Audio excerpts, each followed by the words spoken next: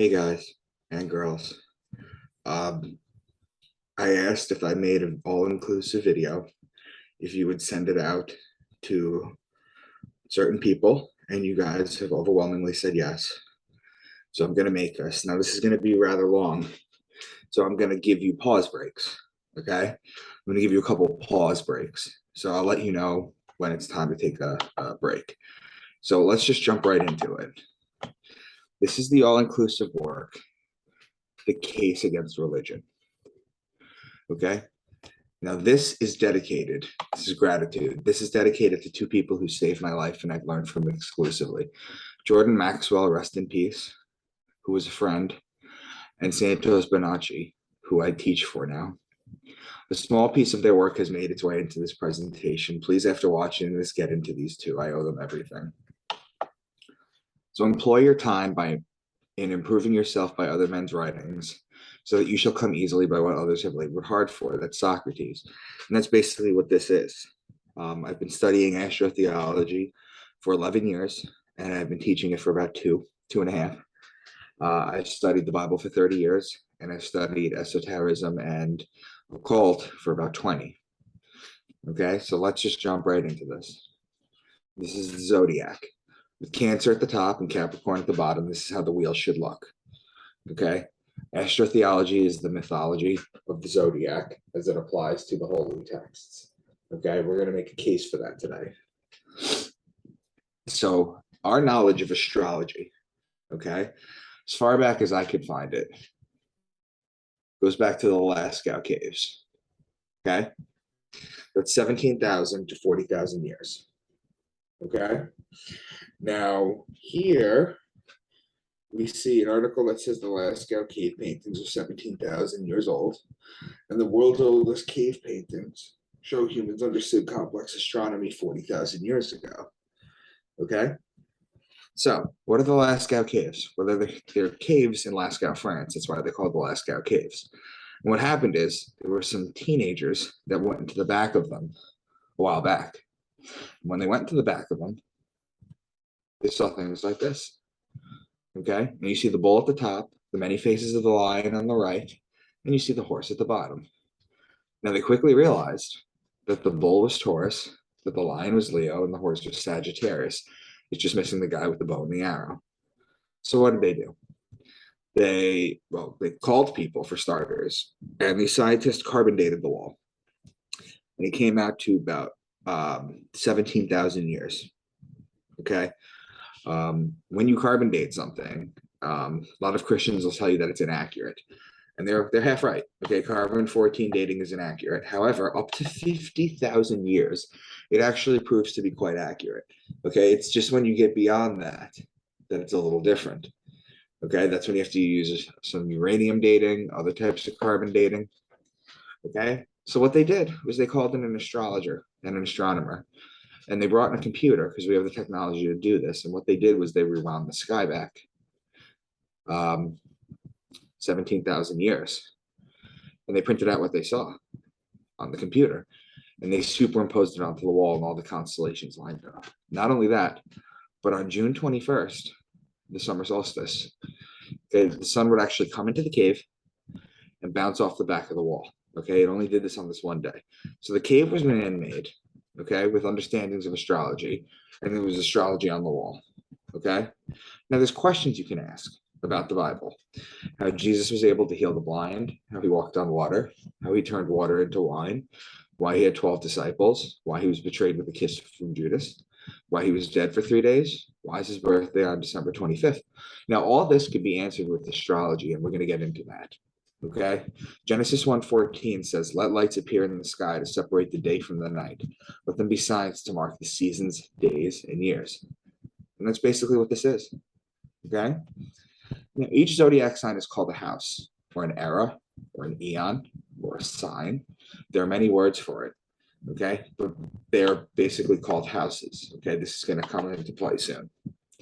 So let's go over the 12 signs. Okay, so you understand what I'm talking about. Now, there's going to be key words in each sign that describe the sign. And we're going to use those key words to decode. Okay, so now the first sign I talk about is Aquarius, which is represented by the man with the water pitcher. Now, technically, Aries begins the year, the agricultural year, but I start in Aquarius because that's kind of the beginning of our year. Okay? Goes back to the story of Zeus and the young boy. So Zeus, which is a Greek story. So Zeus saw a 14-year-old boy on Earth, and he wanted him in heaven. He thought it was beautiful. Okay? So the boy didn't want to come, and the boy's father didn't want to let him go.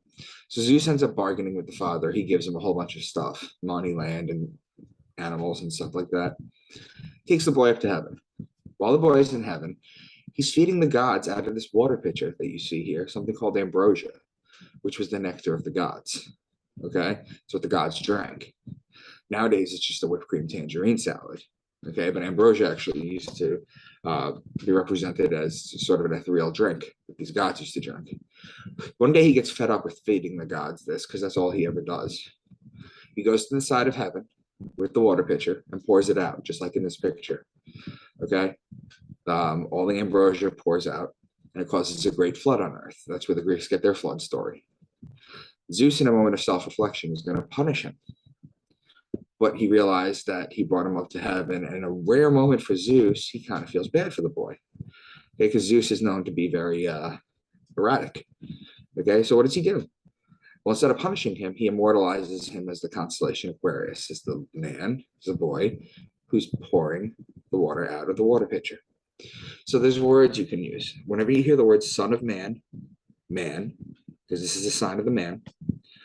Baptism, because this is how you baptize someone. Water pitcher, because this is a water pitcher. Fountain, many fountains are built like this. Stream, river, pond, lake, ocean, sea, water bodies. You're talking about Aquarius. Now, astrologers will tell you that Aquarius is actually an air sign, and it's not a water sign, and that's correct. However, when you're decoding in the Bible, okay, because in Aquarius there's water, okay, in the picture, in the sign, part of the story, you can use it to represent water. Now, it also represents Pisces, which is the sign of the two fish in the water, which is Pisces is the immutable water sign. So all the water examples still exist. Now, how do you tell the two difference from Aquarius and Pisces? The first two being the water signs, and I use the water signs kind of haphazardly because Aquarius isn't a water sign. Well, there's ways to figure it out. We get into cross signs and neighboring signs. There's pattern recognition. That's how you figure out which one they're talking about. Now, Aries is the ram. And in Aries, you have March 21st, which is the spring equinox. It's a 12-hour day and a 12-hour night. It's also the Passover, or the passing over of the sun over the equator and back on its way to its height in the summer solstice. In Christianity, the passing over is changed and becomes the resurrection of God's son. Okay, the idea is Jesus is a solar deity. He's the sun. Okay, and the Jewish Passover is when the angel of death passes over every house in Egypt. Anyone that doesn't have the lamb or the ram, Aries, the ram, that doesn't have the lamb's blood smeared on their doorposts, their firstborn sons get killed. So it's three separate meanings, but it all means the same thing. It's the Passover. Okay, so whenever you hear ram, lamb, shepherd, or ram's horn, you're talking about Aries. Then Taurus is the bull. And when you look at the sky and you see Taurus during the season where it's supposed to be, you know that you need to put the plow in the bull so that you can plant the seeds so you can harvest in Virgo and Libra. It's as above, so below. So whenever you hear bull, ox, calf, cow being the female bull, you're talking about Taurus. Gemini is the twins. It's the story of Castor and Pollux Troy, whose sister was Helen of Troy. It's the story of Achilles. So whenever you hear twins or brothers, they're talking about Gemini. Cancer is the crab, and it's a sideways moving creature. So what the sun does is starting on December 25th, it'll rise a degree on its axis. The 26th of December, it rises an additional degree. The 27th, an additional degree. It rises a degree every single day higher, all the way until it hits June 21st. That's the summer solstice. That's the height. That's the longest day of the year, the shortest night of the year. Then what it does is instead of rising an additional degree on June 22nd, or lowering a degree, it stays at that height. It stays at that height for 3 days. Hence, walking sideways. The sun walks sideways, like the crab. Okay? Then on June 25th, it lowers a degree. And then the next day, it lowers an additional degree. It continues to do that until it hits December 21st, which is the winter solstice, which is the shortest day of the year, where December 21st, where it then walks sideways for 3 days. And then it comes back to life on January and December 25th. Okay, and it follows this pattern year in and year out. So whenever you hear crab or beetle, which doesn't happen often, but whenever you hear that, you're talking about Cancer. Leo is the king. The lion, he's the king of the jungle. The ruling planet of Leo is actually the sun. So whenever you hear lion, lioness, or cub, you're talking about Leo. Virgo is the woman holding the wheat stalk. Remember before when you heard that I said that you plant in Taurus? Well, the virgins would cultivate the wheat in Virgo in order to make the bread for the year. So whenever you hear virgin, wheat, grain, seed, barley, corn, grainy things that you harvest, that was always done in Virgo. Libra is the justice. It's the scales, it's the balance, it's the just one. The reason it's the justice is because it judges God's sun as it passes over the fall equinox and begins its descent into winter, into cold, into death. Okay? The Jews always celebrate the new year around the fall equinox. And then 8 days after Rosh Hashanah, they have a day called the Day of Judgment. Well, of course, the Day of Judgment, Yom Kippur, takes place in Libra. It's the day of judging. Libra is also wine season, which when you plant for the grapes in Taurus, you can press the wine here. Okay, Libra is also olive oil season. That's when you press the olives. Okay, so whenever you hear law, judge, justice, the just one, divorce, marriage, court, lawyer, law, that's Libra. Wine, vineyard, wine press, grapes, that's Libra. Olive oil or olive oil is also Libra. Incidentally, frankincense and myrrh are both olive plants as well too. So when you get to the point where they're talking about the three kings bringing all the presents for baby Jesus, frankincense and myrrh are olive plants. That gets into the metaphorical story of Libra. Scorpio is the scorpion. He is the betrayer. When a scorpion bites you, it leaves an imprint in your skin that looks like a pair of lips. It's why the mafia has the kiss of death, and it's why Jesus was betrayed by Judas with the kiss. So the sun is judged in Libra, and it's betrayed in Scorpio. Finally, in Sagittarius, this is where the bow and the arrow shoot the sun and inflict further punishment on the sun. Why? This is where the sun dies. Why? Because on December 21st, the sun is at its lowest point. It cannot rise any lower. It's dead. Okay, and then remember, it walks sideways for 3 days. It doesn't move. The ancients would look at the sun, and it wouldn't even crack the horizon on this day. So they would say God's son was dead. And then it walks sideways for 3 days like it did in June too. So suddenly God's son was dead for 3 days. Then when on December 25th, or the birth of God's son and every other deity, it rises another degree and starts to make its way back up to the top. So whenever you hear horse, bow and arrow, spear, or horseman, you're talking about Sagittarius.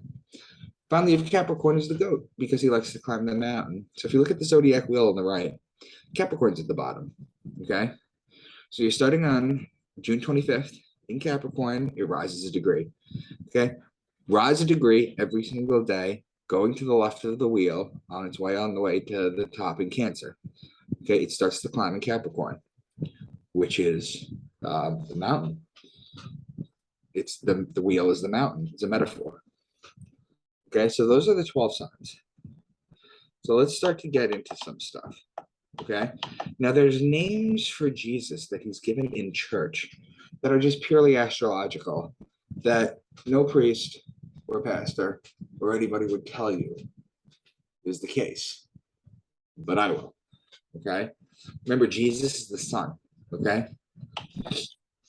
when the sun is in Capricorn, the goat, he's called the scapegoat of Israel.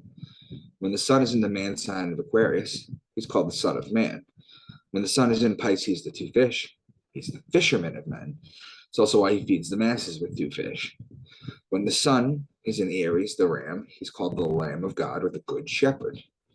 Cancer, the scarab. Remember the scarab beetle? Because in the ancient Egyptian times, the crab used to be called the scarab. Okay, St. Augustine calls Jesus the good beetle. He's the Lion of Judah, also known as Leo. The lady holding the stalk of wheat, Virgo, he's born of a virgin, and he's called the bread of life. Libra's the scale of justice, he's known as the just one. But he's betrayed in Scorpio. He dies in Sagittarius on December 21st. It's also why he's worshipped on the Sunday. Now I'm going to draw your attention to a couple things on the stereotypical picture of Jesus that I pulled from the internet, which you can find as well. There's the sun behind his head, the two fingers up like that, okay? The heart and the crown of thorns outside the body, okay? That white face that he has, that stereotypical face that he has with the beard, and the white and the red robe, okay? Now, the Bible is also alchemical, okay? There's also alchemy in the Bible. The white and the red robe, why he always wears that is because it's the marriage and alchemy of what's known as the Red King and the White Queen, okay? It's a mixture of mercury and sulfur. When you mix them together, it's called the alchemical marriage, okay? That's why he wears the red and the white, okay?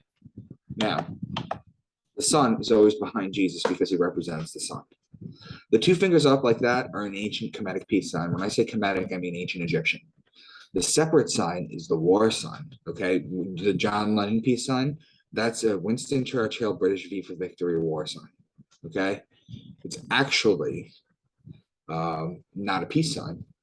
The peace sign is this. So whenever you see Jesus doing this, or you see Baphomet, or you see Buddha, or you see anyone doing this two fingers up pose, that's what it is. It's a peace sign.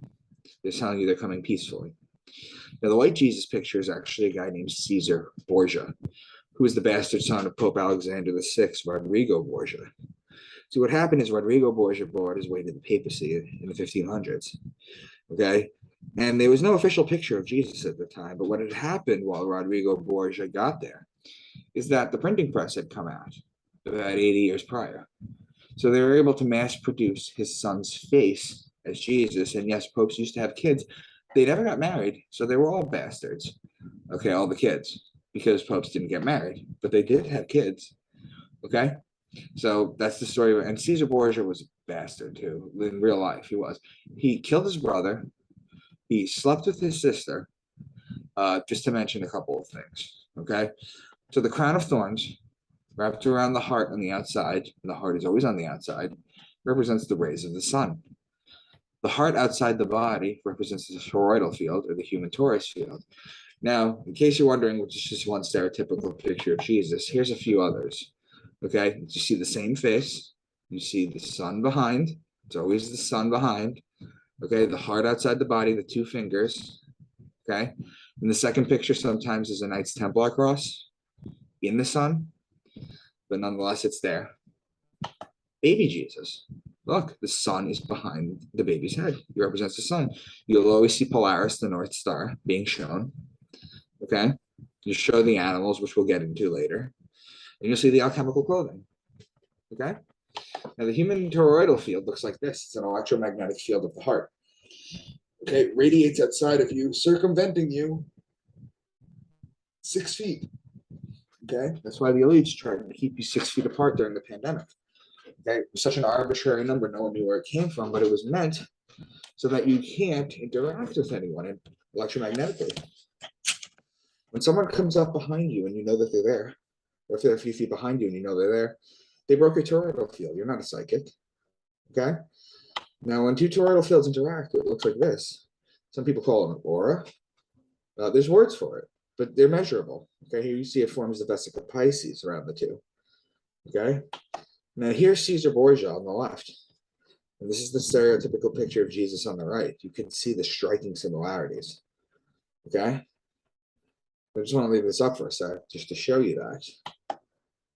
Before the Shroud of Turin was discovered in 1525 AD, almost all paintings and drawings of Jesus were shown a young, beardless man. Right? So now what are we going to do? Now that we got that stuff under the belt, let's go into some decodings. Now, if I were to say the phrase pride comes before the fall, a lot of you people would say it means don't get too boastful, otherwise you will fall. Okay? Don't let your pride get in the way of what you do. Try and stay humble, because when you get too pride, you're setting yourself up for the fall. And that's a good way to interpret it. However, astrotheologically, group of lions is called the pride. Lion is Leo. Leo is in July and August. That comes before the season of the fall. Okay, so that's how you would interpret that astrotheologically. Now the next one, Micah 5:2, which is my namesake. But you, Bethlehem Ephrathah, though you are small among the clans of Judah, out of you will come from me one who will be ruler over Israel, whose origins are from ancient times. However, Bethlehem is two words in Hebrew. It's a combination. Bet means house, and lechem means bread. So the house of bread. Well, I just told you the house of bread was Virgo, the lady with the wheat stalk. So that's where the Savior is going to come from. The Savior is going to come from a virgin. That's how it's astrotheologically here. Okay? Bethlehem Ephrathah. From Bethlehem, the house of bread, the Savior will come. Okay? So it's predicted in the Old Testament. Okay? Now, the next one, Deuteronomy 32, there's 10 signs. Let's go into that. Deuteronomy 32. He gave them honey from the cliffs and olive oil from the rocky grounds. He gave his people butter from the herd and milk from the flock. He gave them lambs and goats. They had the best rams from Bashan and the finest wheat. They drank the best wine made from the juice of red grapes. But Joshua became fat and kicked like a bull. So let's start over. He gave them honey. Well, what about honey? Well, in the sign Cancer, okay, there's a group of stars called the beehive cluster. Okay, that's where the honey comes from the beehive. Okay, and olive oil from the rocky ground. Well, we know olive oil is Libra. He gave his people butter from the herd and milk from the flock. Well, the milk would come from the Milky Way galaxy, okay, who centers in Sagittarius. So your land from the beehive cluster in Cancer, the Milky Way galaxy in Sagittarius, is your land of milk and honey. It's in the heavens. It's not a place on earth. Okay? And he gave them lambs, which is Aries, and goats, which is Capricorn the goat. They had the best rams, that's Aries, from Bashan, and the finest wheat. Well, that's Virgo, the lady with the wheat stalk. He gave them the best wine made from the juice of red grapes. That's Libra. But Jeshurun became fat and kicked like a bull. Well, the bull is Taurus. So those are your 10 signs right there. So now that you see how this is going to start to work, I'm going to show you with the wheel how we're going to use it. Okay? The Mount of Olives. Jesus led his disciples to the Mount of Olives after his last Passover so he could teach them a few more things. Pray, then wait for Judas to betray him. While walking to the Mount of Olives, he gave the parable of the true vine. Okay? Now, Passover takes place in Aries. Okay? So find Aries on the wheel. It's all the way on the left. Okay? We're right after that, he walks to the Mount of Olives. Well, I told you olives happen in Libra. So how do you get from Aries to Libra? You go across the zodiac. They're known as cross signs. Signs, three most important signs are its cross sign, its opposing sign, and its neighboring signs. So for Aries, the neighboring signs are Pisces and Taurus, and their cross sign is Libra. Okay? The Bible, when you decode it with astrotheology, will always produce cross signs or neighboring signs. That's how you know it was done on purpose. If it was just, let's say, Gemini, if there was just a story about the twins and the fish and the scorpion, those don't really follow patterns in the zodiac. However, they do when you do this. So Passover takes place in Aries. Right after that, he walks to the Mount of Olives. So he goes across the wheel from Aries to Libra. While they're in Libra, they're waiting for Judas to betray him. Okay? Now, the betrayer is Scorpio. I told you that. So look, you go from Aries to Libra, that's a cross, and then you're waiting for the next sign, Scorpio. So while you're in Libra, and you're waiting in Libra, he gives the parable of the true vine, which goes to grapes, which goes to wine, okay, which is Libra. So Aries to Libra, you're waiting for the Scorpio, and then you're still in Libra, okay? That's the pattern this makes. And God made the firmament, Genesis 1:7, and divided the waters which are under the firmament from the waters which are above the firmament, and it was so. The firmament are the dividing lines between zodiac signs. See, the firmaments don't actually exist. Okay, the firmament is not a flat dome. I mean, a flat earth with a dome over it. That's not what the firmament is. The firmament are the dividing lines between signs. Okay, now they don't really exist, but what do they symbolize? Well, it's a 3-day on each side handover period. Okay, where one side hands over to the next. Okay, that's what it means. Okay, some people call them cusps. There's different words for it. Okay. So now the two waters are Aquarius and Pisces. So when God made the firmament and divided the water which is under the firmament, so the water that was under is Pisces, and the water which was above is Aquarius. Okay, that's what he did. That's what this passage is saying. He's saying he's dividing the two waters.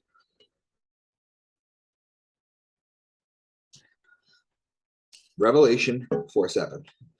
The first living creature was like a lion. The second was like an ox. The third had a face like a man. The fourth was like a flying eagle. Let's break this down because there's people who think that this is literally going to happen in the sky. The first living creature was like a lion, that's Leo. The second was like an ox, that's Taurus. The third had a face like a man, that's Aquarius. The fourth was like a flying eagle. Now, in astrology, the Scorpio scorpion is the belly crawling creature. It's the lowest form of life on earth. Okay? It's a punishment.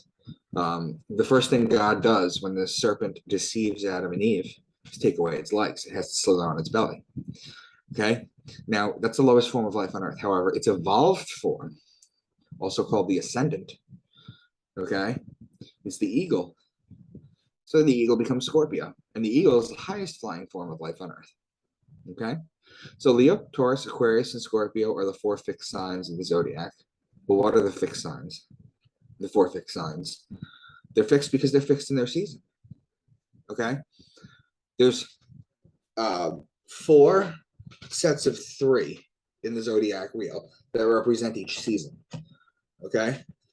The first sign that brings you into the season is the cardinal sign. Okay? The second sign is the fixed sign because it's dead in the season. And then the third that takes it out is the mutable. Okay? So these are the 4 fixed signs because they're fixed in the season. The line is in the middle of summer, Taurus, spring, Aquarius, winter, and the flying eagle, or Scorpio's fall. Let's read this one more time. The first living creature was like a lion. The second was like an ox. The third had a face like a man. The fourth was like a flying eagle. When you point this on a zodiac wheel, it makes a pattern like this. Now, the lion Leo and the man Aquarius are opposing signs. The ox Taurus and the eagle Scorpio, right, are opposing signs. This is the pattern it makes in the sky. So it's either happenstance to be talking about the 4 zodiac signs that are fixed in the season, okay?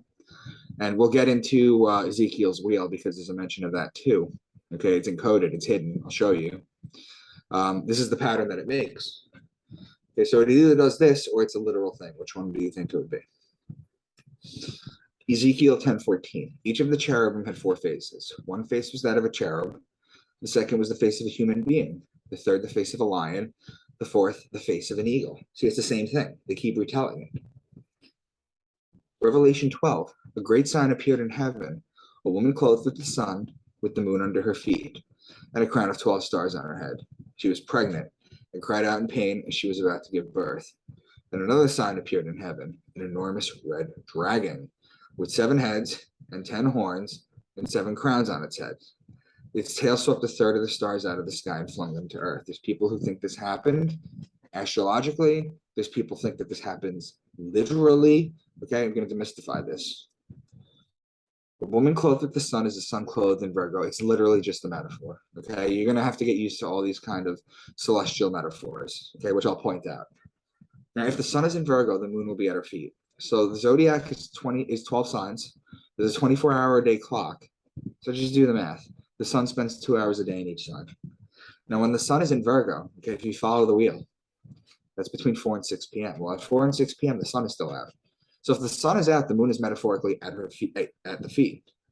Okay, whereas if the moon is out, then the sun is at the feet. It's just a metaphor. Now, another sign appeared in heaven, an enormous dragon. Its tail swept a third of the stars out of the sky and flung them to earth. The constellation Draco is the dragon on the left.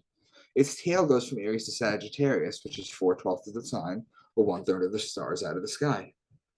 Okay, now notice this is that I'm only using the zodiac and the constellations they knew about at the time to break down the Bible.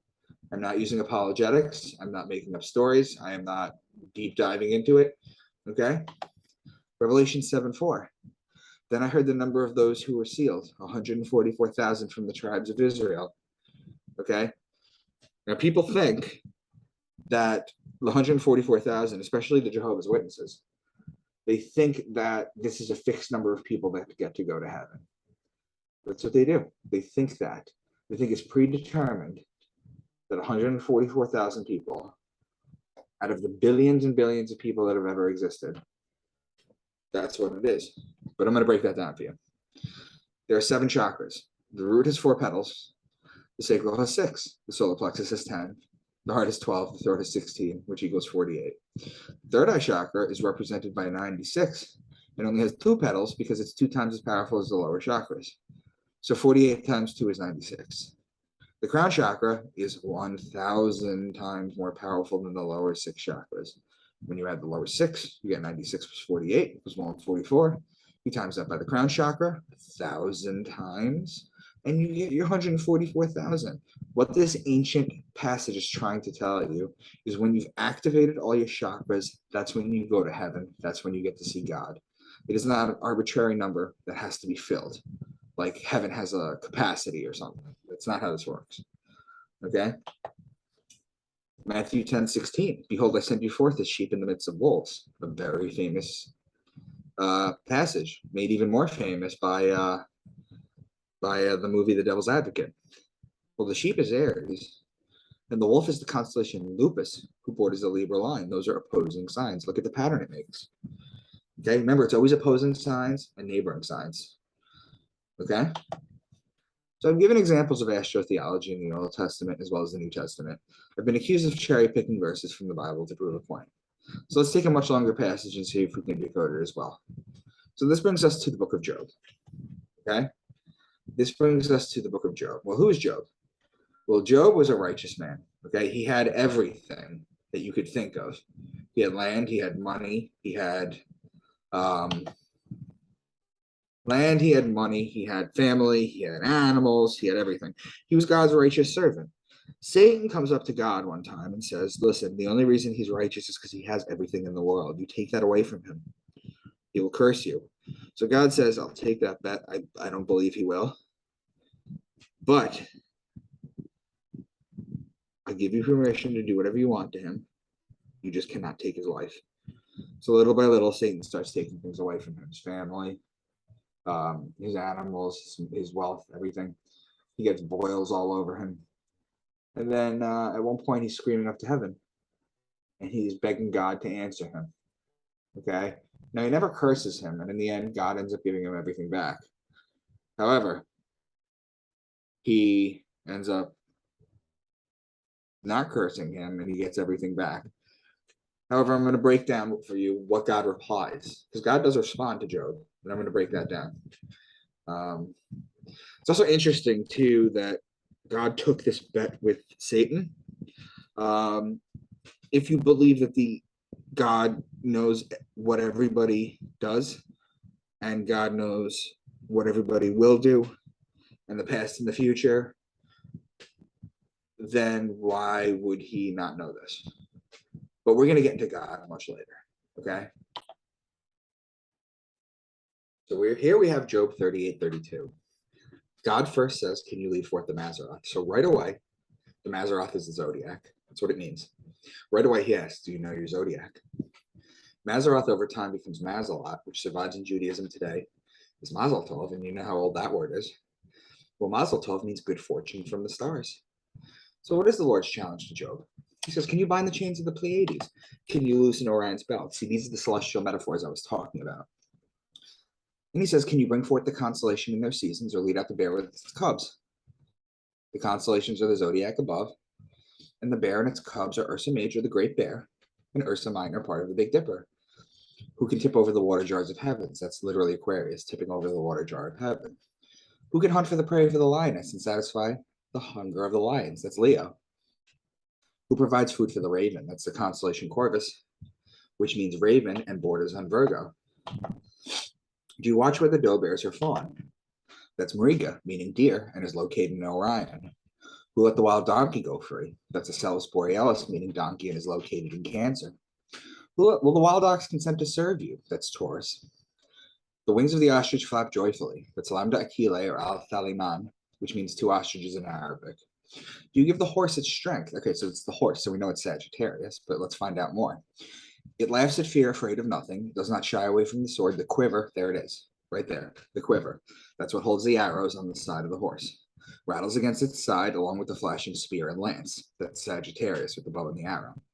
Does the eagle soar at your command and build its nest on high? That's Aquila, which is the Latin name for eagle, and is a constellation a few degrees above the celestial equator. You might be saying, Micah, the eagle is Scorpio. It's the ascendant. That's true. There's two different eagles. There's two different serpents, too, in the Bible. Okay, sometimes there's multiple ones. You have Ophiuchus, okay, who's known as the serpent bearer, which is a man holding up a basket with a snake in it, a serpent, and the serpent's head is facing Sagittarius. Okay, so the snake is facing Sagittarius. Okay, the horse. So in the Bible, when they're talking about the snake bit the heel of the horse and they fell, okay, that's literally Ophiuchus, the snake, biting the legs of the horse, which is its connecting sign. Okay, the other one is Hydra, which is on the other side of the zodiac by Aries. Hail Hydra, that's the sea serpent. Okay, now can you pull a Leviathan with a fish hook? There were competing fish gods at the time, okay, with Jesus being the Piscean solar deity, but there were gods of fish back in the day. We'll get into that. That's Pisces. So as you can see, Job's entire response is, do you know your zodiac, and can you follow along with the wheel? Can you follow along with the signs? Okay, Psalm 104. He sends forth springs in their valleys. The wild donkeys quench their thirst. He causes the grass to grow for the cattle, and wine which makes man's heart glad, so that he may make his face glisten with oil. The high mountains are for the wild goats. He made the moon for the seasons. The sun knows the place of its setting. The young lions roar after their prey. The springs are Aquarius. The wild donkeys are Celis Borealis, which are in Cancer. The cattle is Taurus the bull. The wine and the oil are both Libra, as I've mentioned. The wild goats are Capricorn. The moon for the season and the sun knows the place of its setting is openly talking about the sun and the moon. The lions roar after their prey are Leo. Psalm 147. He gives to the beast its food, and to the young ravens which cry. He does not delight in the strength of the horse. He does not take pleasure in the legs of a man. He makes peace in your borders. He satisfies you with the finest of the wheat. He gives snow like wool. So the ravens are the constellation Corvus. The horse is Sagittarius. The man is Aquarius, and the wheat is Virgo. The wool from the sheep were Aries. Okay? Now, answers to the questions at the beginning, how Jesus was able to heal the blind. Well, in the Bible, the story literally tells you that the blind man came up to Jesus. Jesus licked his fingers and touched his eyes, and the man was able to see. However, the sun also does this too. Right now, it's morning time, so the sun is out. So I have sight. But when the sun goes down, right, it takes the sight away. You're blind. Okay, so the sun actually touches your eyes in the morning, and then you're given a gift of sight. How he walked on water. Well, have you ever seen the sun walk on a lake before? Walk across a lake during a sunset? It literally walks across. And if you're walking alongside the beach or something, the sun actually follows you. Okay, now Jesus is known as Christ. Christ is Christos in Greek. That's the anointed, that's the oil. Does oil not also walk on water when you pour oil onto water? See, this is a triple entendre, okay? How he turned water into wine, this is not a parlor trick, this is a process. So the reason God is considered a man, Mother Earth is considered a woman, has to do with one thing. It's God's sacred fluid, the rain that comes down. In Hebrew, the word is shemen. We get the word semen from it. It's the sacred fluid. So God's rain comes onto Mother Earth and then impregnates her, and from her belly, vegetation, life, food, fruits, everything grows. Okay? So what happens is, in Taurus, when you plant, remember, see the bull in the sky, put the plow on the bull. Okay? What happens? Well, that's April showers bring May flowers. Okay, so it rains and it rains, and it continues to rain. You plant the grapes, it continues to rain, and then you pick the grapes in Libra and crush them into wine. That's how you turn God's water into wine. Well, I had 12 disciples. We went over this. There are 12 disciples, Judas being Scorpio, the betrayer. Okay, John the Baptist would be, for example, Aquarius, the man with the water pitcher. Another one, Simon Peter. Okay, a lot of you have names like Michael or Thomas, so your names would be Mike or Tommy. This is nicknames for people that make sense. But Simon to Peter doesn't really make sense unless you understand astrology. See, Simon was a fisherman, okay? And the sign of the fish is Pisces, okay? And what is the ruling planet of Pisces? It was Jupiter or Jew-Peter. That's where you get the Peter from, okay? So those are three. I'm not going to go into any more, but those are the three, okay? Why he was betrayed with a kiss by Judas, we went over that. Why he was dead for 3 days, we went over that. Why is his birthday on December 25th? We went over that. This is all astrology, people. Okay? This science only works for the people in the Northern Hemisphere, and there's a reason for that. The Egyptians, Jews, Christians, and Muslims are all based out of the Northern Hemisphere. For example, June 21st, the summer solstice, is actually the winter solstice in Australia, New Zealand, much of South Africa, and South America. Also, I've been jumping around from random book to random book. So let alone the fact that I've shown a bunch of different ones, let's take one passage from the first 6 books of the Bible to show you that it's in everything. In Genesis, he will be a wild donkey of a man. He will live in hostility towards all his brothers. The donkey is a Salus Borealis, which is located in Cancer. And the brothers are Gemini, the twins, the brothers. Cancer and Gemini are connecting signs. So there's a pattern right there. Exodus, a land flowing with milk and honey. Okay? Well, we went over this. All right? Leviticus, the Lord said to Moses, bring Aaron, his 2 sons, their garments, the anointing oil, the bull for the sin offering, the 2 rams, and the basket containing bread made without yeast. The oil is Libra, the bull is Taurus, the ram is Aries. Aries and Taurus are connecting signs. The bread is Virgo, and Virgo and Aries are opposing signs at their firmament. Libra and Aries are opposing signs literally. Okay? So let's talk about the firmament real quick. Okay, when you're at the firmament, okay, let's say if you're at the firmament of Aries and Pisces, you can use it to talk about fish. You can use it to talk about rams, shepherd. That's what you can do. If you're only in a sign, you can only talk about that sign. But if you're at the firmament, because you're between both, you can use it to talk about both. So there's ways you can use it to bend the zodiac further, the way Eminem bends words when he rhymes, in order to see patterns. Numbers. Then the Lord sent venomous snakes among them. They bit the people, and many Israelites died. The Lord said to Moses, make a snake and put it up on a pole. Anyone who is bitten can look at it and live. Well, where does that sound from? Where have we heard that? That's the rod of Asclepius, the serpent on the staff. It's the caduceus. It's Kundalini yoga. Okay, with the chakras and the 2 snakes. Okay, it's the snake on the rod. You look at it, you live. These are just deep metaphors. Deuteronomy 32:13. He made him ride on the heights of the land and fed him with the fruit of the fields. He nourished him with the honey from the rock and with the oil from the flinty crag, with curds of milk from the herd and flock, and with fattened lambs and goats, with choice rams of Bashan and the finest kernels of wheat. You drank the foaming blood of the grape. So the honey is the beehive cluster in Cancer. The oil is olive oil, Libra. Milk is the Milky Way galaxy. Center is in Sagittarius. Lambs in Aries. Goat is Capricorn. Wheat is Virgo. The blood of the grape is wine, Libra. So you have Cancer, summer solstice. Okay. You have, that's with the beehive cluster. Okay, because that's in Cancer. So you have the summer solstice in Cancer. Then you have the oil in Libra. Libra, you have the fall equinox. The Milky Way galaxy, that's Sagittarius. That's the winter solstice.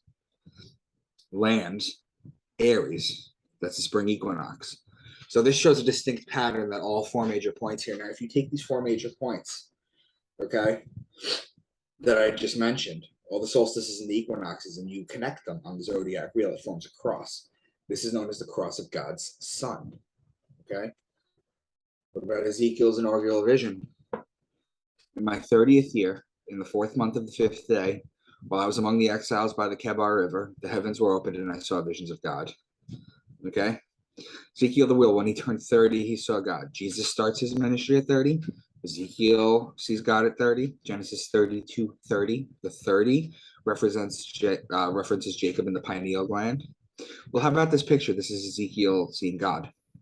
Well, to the right of Ezekiel is what's known as the tetramorph, okay, the 4-headed animal. It's a lion's head, a man's head, a bull, and an eagle. Where did we know that from? Oh, yeah, Revelation 4:7, okay? They're the four fixed signs of astrology. They're fixed in their seasons. Okay. Each Aquarius man and the bull Taurus, the spring, cardinal, fixed, mutable. Okay. We went over the cardinal signs. We went over the fixed signs. We went over the mutable signs. Okay. Each sign is broken down into into three 10-day increments called decans. So you have a sign, it's 30 days, and you have 10-day increments called decans. Okay. You also have a cardinal sign. That's why churches have deacons and cardinals. Okay. Now, the interesting thing, too, about this is that the 10-day increments called deacons, next the church have deacons and cardinals. Next to the tetramorph is the zodiac. On the right of the tetramorph is the zodiac wheel. You can see the solstices and the equinox cross in the middle of it. Because some people will say this is what an angel looks like. That's not. Last you have God is the sun, because God was the sun. Okay, and we will very much get into that. Okay. Joshua, this is the sixth book of the Bible, 6:2. Then the Lord said to Joshua, "See, I have delivered Jericho into your hands, along with its king and his fighting men. March around the city once with the armed men. Do this for 6 days. Have 7 priests carry trumpets of ram's horns in front of the ark." The blowing of the ram's horn is a high holiday Jewish tradition. There are different words which can indicate different blast lengths. But what it is letting people know that the age of Aries is here. So what happens is they pull out the ram's horn in temple, and they give it words. They'll scream out like Tekiah, Shavarim, Trua. These are just key words. When you hear that, it indicates how you blow the ram's horn. Okay, the ram's horn is kind of like an audio version of Morse code. Okay, that's what it sounds like. It'll go. There's different ways based on what they call out. Okay, and then you have something called Tekiah Gedola, which is when the ram's horn, you just blow it until you can't blow it anymore. Okay, but the ram's horn is Aries. Okay, which is the Jewish people. So it doesn't stop there. It's not just random passages. The Bible can be decoded this way. We're going to go through the entire book of Matthew to show how deep this runs. So what I've done is I've put the zodiac on the left, and I've highlighted it in red so you can follow. Okay, this is for visual people. So Matthew 3:2, repent of your sins and turn to God, for the kingdom of heaven is near. Now, each gospel begins at one of the 4 major points of the zodiac and ends at one of them as well, too. The 2 solstices and the 2 equinox, when connected, form a cross. This is known as the cross of God's sun. The kingdom of heaven is Leo, whose ruling planet is the sun. This is the only sign that the sun rules over. So the closest of the 4 points to Leo is June 21st in Cancer. This is where the gospel starts. This is the firmament between Cancer and Leo. As you can see, I've highlighted between Cancer and Leo. It is the beginning of the kingdom. There's a saying in the Bible that says the firmament shows God's handiwork. The firmament are the dividing lines between the signs. Now, the next passage is Matthew 3:4. John's clothes were woven from coarse camel hair, and he wore a leather belt around his waist. For food, he ate locusts and wild honey. But if we take the most famous drawing of a man, Leonardo da Vinci's Vitruvian Man, and superimpose it onto the zodiac, we can make sense of this. Now, I've actually had people comment in the past and say, the Vitruvian Man wasn't around when the Bible was written. This is bullshit. I'd use a stick figure. I don't care. I just use the Da Vinci's Vitruvian Man because it's a nice visual. Okay, but you can use a stick figure to represent a human. Okay, Cancer being the head is why he eats the wild honey.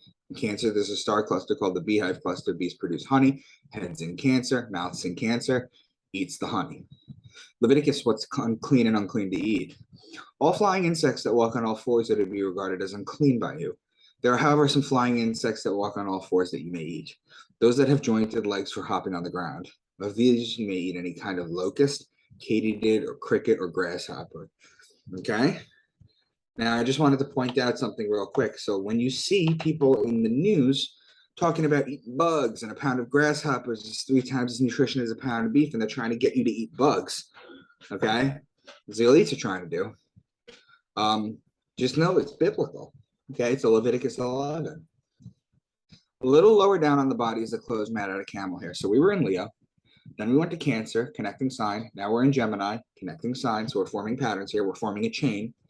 Okay. This is the clothes made out of camel hair, or Camelopardalis, which is a constellation which is in Gemini. Okay.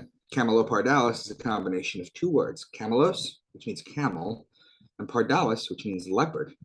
Okay, the giraffe actually used to be called the camel leopard. That was the name for it. But Camelopardalis represents the camel. So right now you have the head and the upper body so far.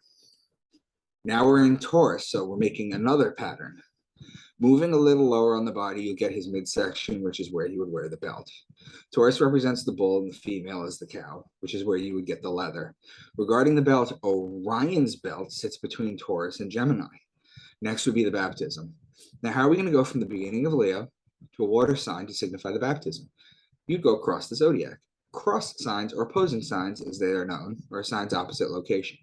For example, Aries and Libra are cross signs. This is very important. The sign's two most important signs are its neighboring sign and its cross sign. Here we see how it makes a leap from one firmament to the other. The man with the water pitcher in Aquarius is personified as John the Baptist with the water. It's important to note, too, that John the Baptist and Jesus are always exactly 6 months apart. When you think about the fact that Jesus is born on December 25th and rises a degree a day, then that must mean that John the Baptist is born on June 24th and decrease a degree a day. And I'm aware that some people will say Jesus was born during the Feast of the Tabernacles or in the beginning of New Year, Aries, or on 9/11. There's different cases people could be making. And you make whatever case you want, honestly, because this is the science and the story behind it. This is why all the gods are December 25th born, okay? So this is why in John 3:30, John says, he must increase, but I must decrease. Well, look at this line that I just passed, okay?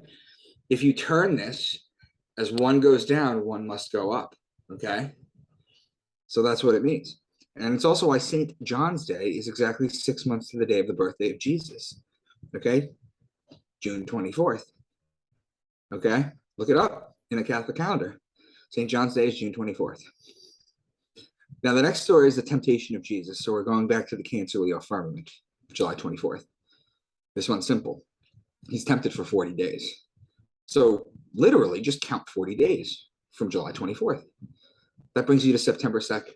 That's right in the middle of Virgo. Okay, so what's the next story? The very next passage. If you are the Son of God, Matthew 4:3, tell these stones to become loaves of bread. Here we see mention of the bread, which tells you that the sun is in Virgo. The next passage, Matthew 5:17 and 22. I did not come to abolish the law, and if you are even angry with someone, you are subject to judgment. Well, the law and the judgment happens in Libra. So you went from Leo to Virgo, now to Libra. Okay, you're forming a chain again. This is another pattern in the zodiac. Okay.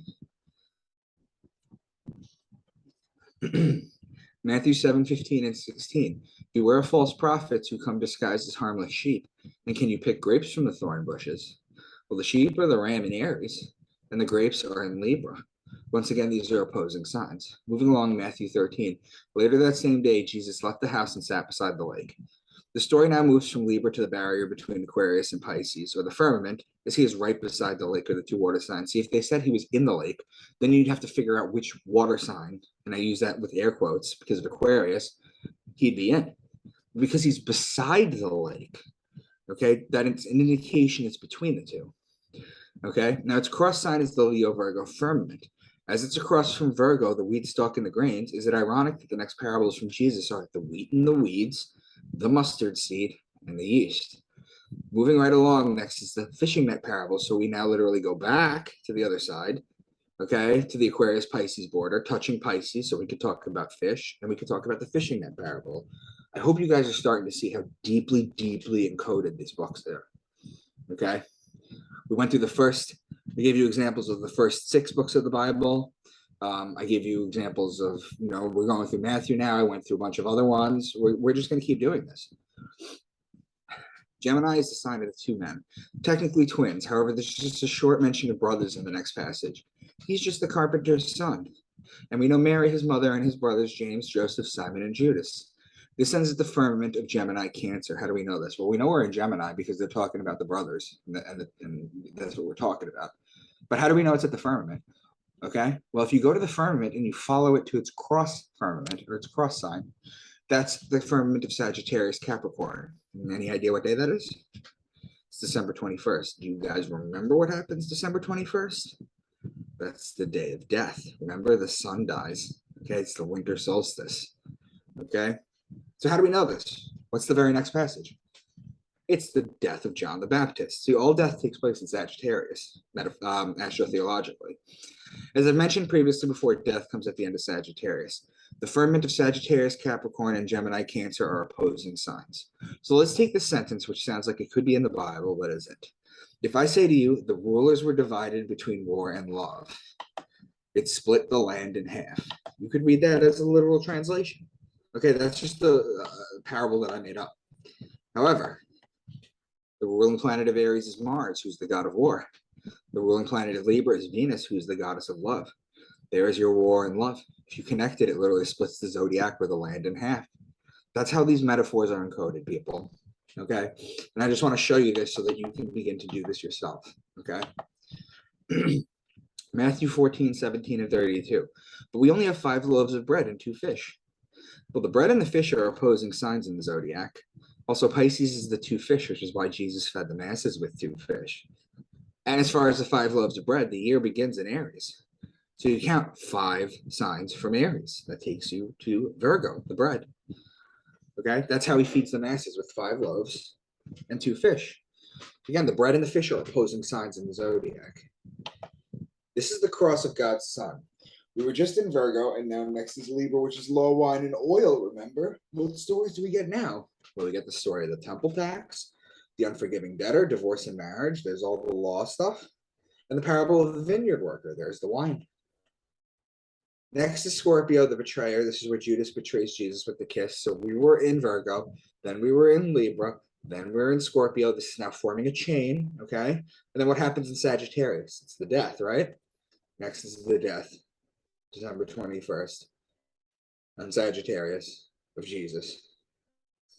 That's the book of Matthew. Okay, we're going to go over a couple other books. Okay? Is it starting to make sense when Jesus kept telling his disciples, why can't you understand that I'm not talking about bread? I mean, it just makes sense when you understand this. Astrology is a language. If you understand this language, the sky speaks to you. Being rude you are. And I think now would be a time for you guys to take a break. I'm going to take a break and come back and we'll continue. Okay? So you can pause it here. Okay, guys, so I'm back. I know there's no time lapse because I'm not, like, this is just raw footage. I'm not editing this. I'm not putting a soundtrack to it. This is just information. Okay? What is the point of this, you're probably asking? Well, we take for granted that we have calendars, clocks, watches, weathermen. The ancients didn't have any of that. They had sundials. In the Bible, they worked on dream interpretation for harvest. They had to know things. They needed to know that Taurus was when you put the plow on the bull and plant as above, so below.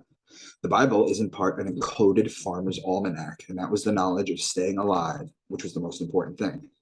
They would look up at the stars and see all these movements and make up stories about them and pass them down to children, then them to their children. Eventually, they learned to write and wrote them down, and they evolved from Sumerian to Babylonian to Egyptian to Judaism, Old Testament, then to Christians in the New Testament. One of my favorite quotes is from John Dominic Crissant.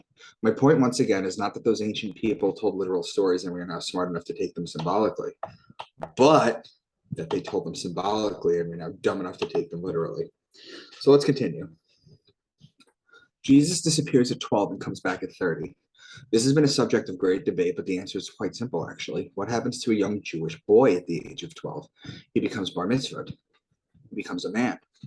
So Jesus becomes a man and moves to study. He starts his ministry at 30. But why?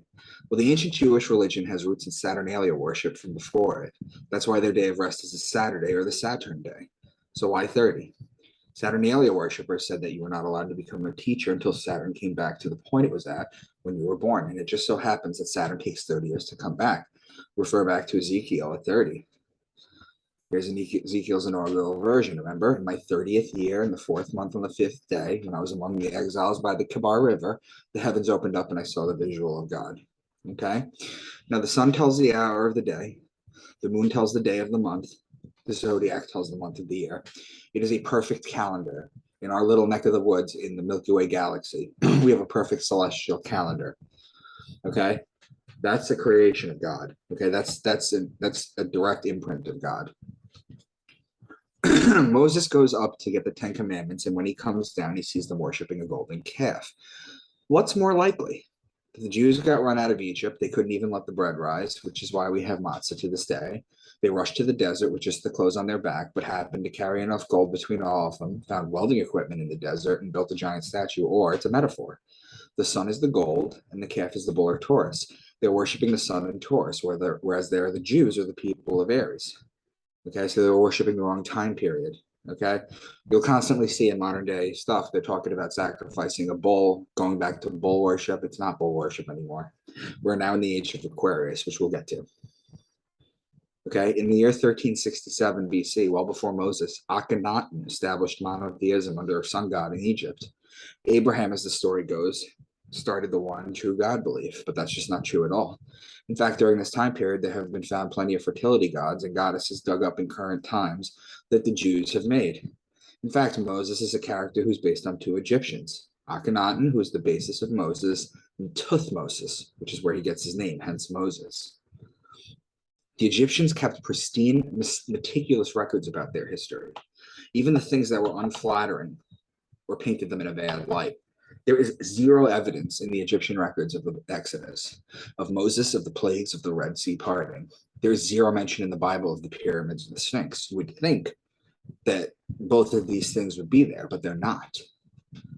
Okay, now simply and always have been described the path of the sun over the ecliptic as the sun dances its way around the 12 zodiacs. Mithra, okay, an ancient fish god, born on December 25th, the Immaculate Conception. He's the sun god. He's the Messiah. 12 disciples accepted sin, was killed and resurrected, becoming God incarnate. Cult includes communion, and baptism. Adonis, born 25th of December, Greek god of fertility, aka Babylonian Tammuz, aka Syrian savior. He was killed and buried, resurrected 3 days later. Dionysus, born on December 25th as a result of the Immaculate Conception, Greek god of winemaking, aka Bacchus, aka savior and liberator of mankind, naturally with communion. Osiris, born in late December to a virgin, the Egyptian sun and underwater god, aka judge of the dead, aka one of the Egyptian trinity. Ruled over 12 kings, betrayed, killed, buried, risen after 3 days.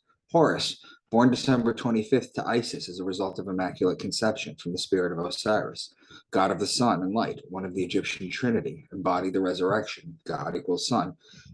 December 25th, days of resurrection of the sun. Now, most of you have probably seen this already in Zeitgeist.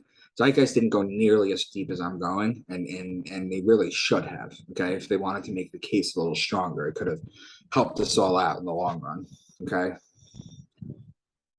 Chapter 125, Egyptian Book of the Dead, the declaration of the innocents before the gods of the tribunal. O swallower of shades, who came forth from Kernet, I have not slain people, thou shalt not kill. O doubly evil one, who came forth from the Buserite Nome, I have not had intercourse with a married woman, thou shalt not covet your neighbor's wife. O he who prospers from the common people, who came forth from Asiot, I have not cursed a god, thou shalt not take the Lord's name in vain.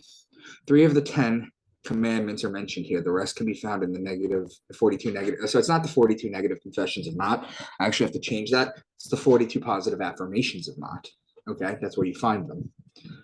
Now, Lazarus is Osiris, who Horus raised from the dead. The Greek name Lazarus equals Eliezer in Hebrew and means whom God helps. It is a strange coincidence, firstly, that the person whom Jesus resurrects happens to be named whom God helps.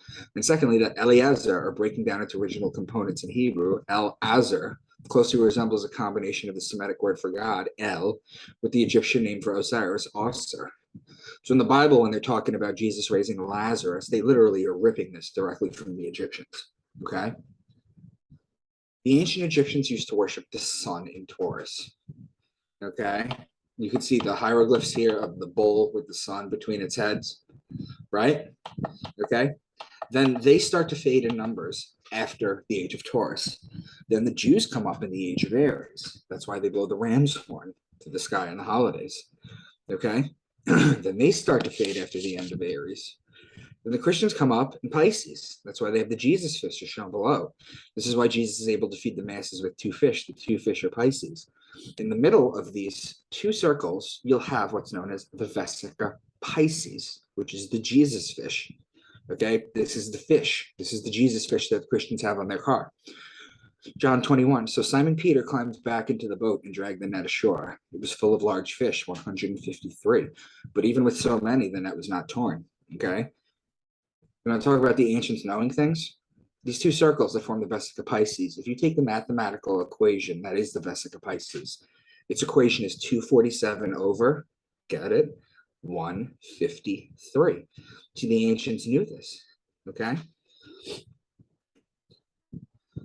Okay, so now the Christians fade, and now we're in the age of Aquarius, and now look right on time.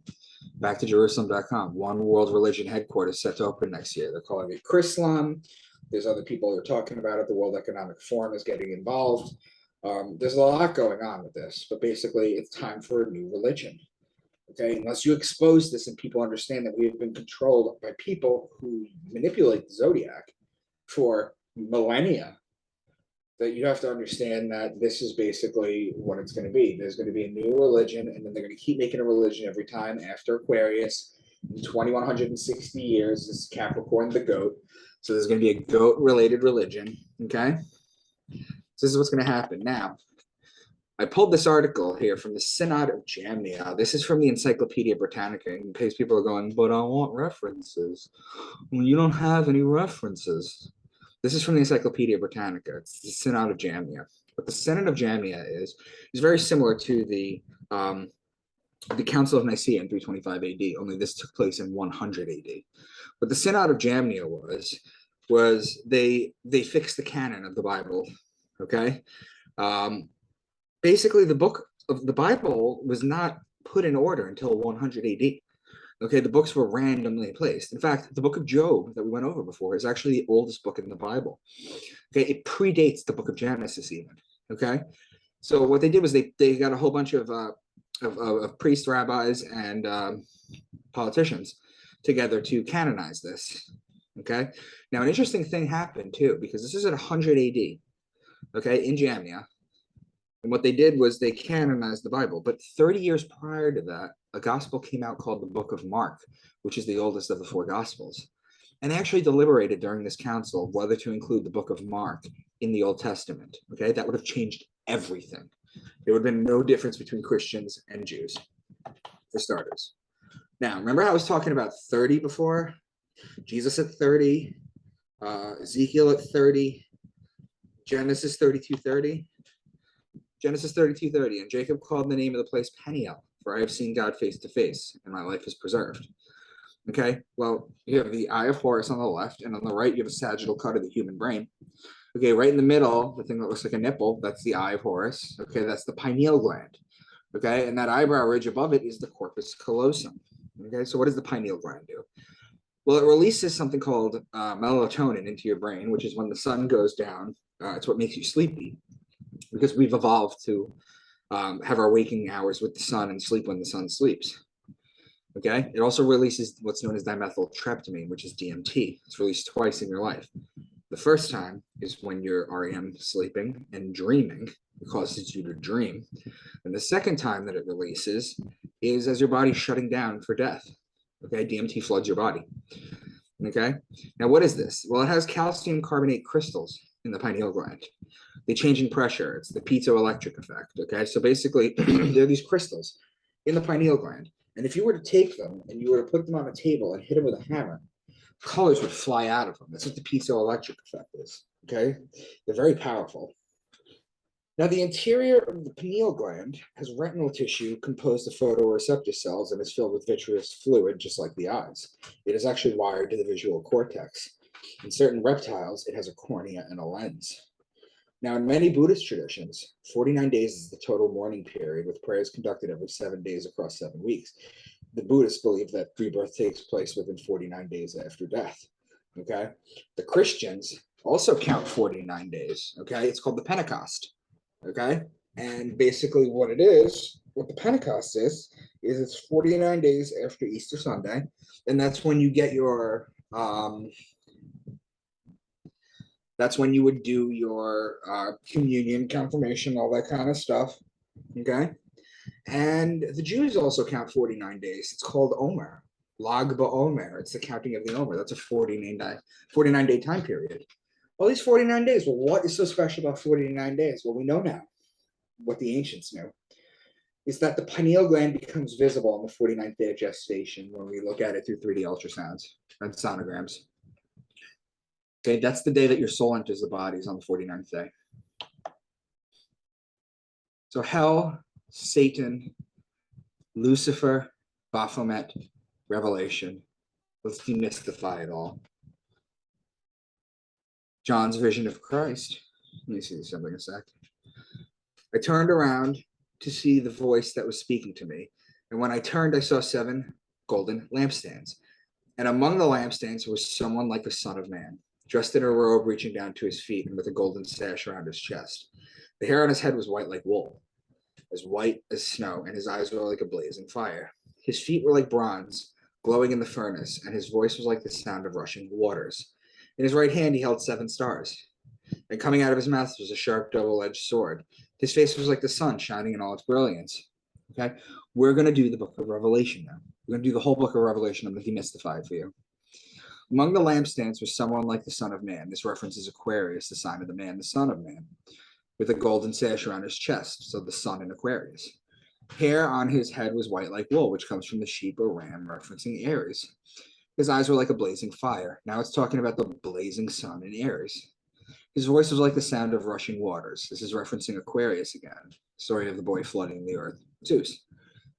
In the right hand, he held 7 stars. This is literally speaking of the Pleiades, okay?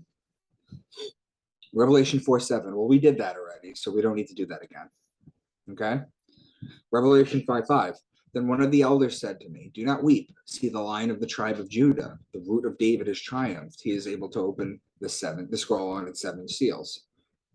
To mention that Jesus Christ, the Son of God, also the Lion of Judah or Leo, the sun rules the planet Leo, is able to open the scrolls and the 7 seals.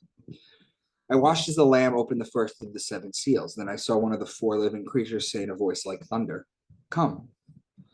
The Lamb of God, the sun has opened the first seal while in Aries. Well, why does the first seal have to open in Aries? Well, the first seal has to open in Aries, because Aries is the first sign of the year.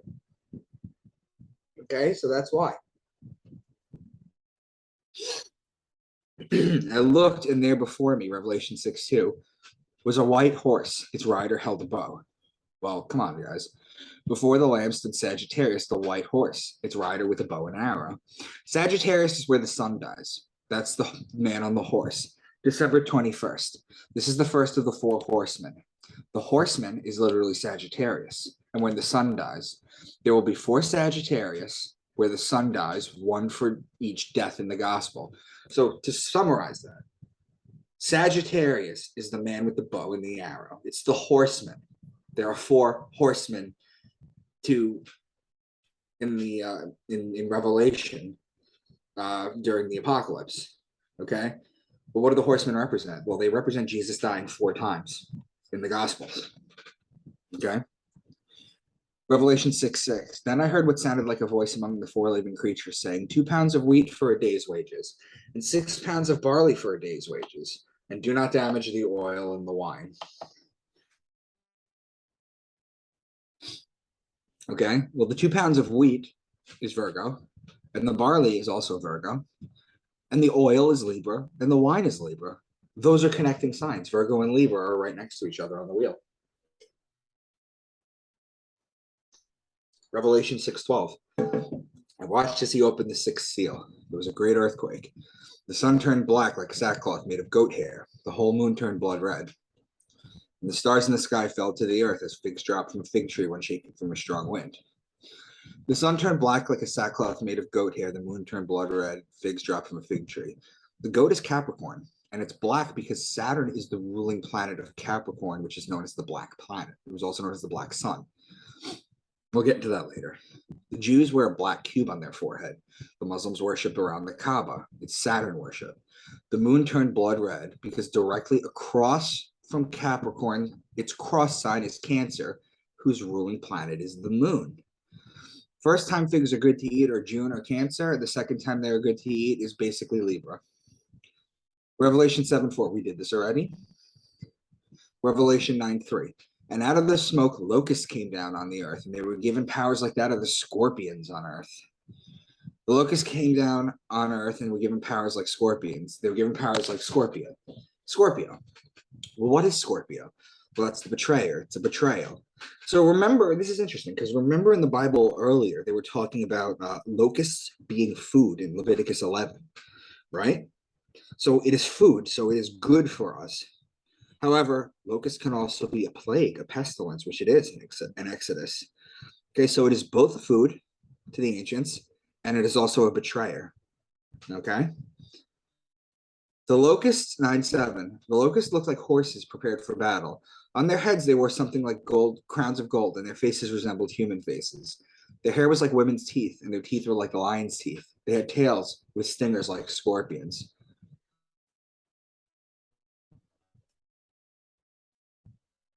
The locusts looked like Sagittarius. They wore a crown of gold, or the sun in Sagittarius. Sagittarius is the man on the horse with the bow and the arrow. Their faces resembled human faces. Their teeth were like the teeth of Leo, the lion. They had stingers like scorpions or Scorpio. We did Revelation 12. Revelation 13:2. The beast I saw resembled a leopard, but had feet like those of a bear and a mouth like that of a lion.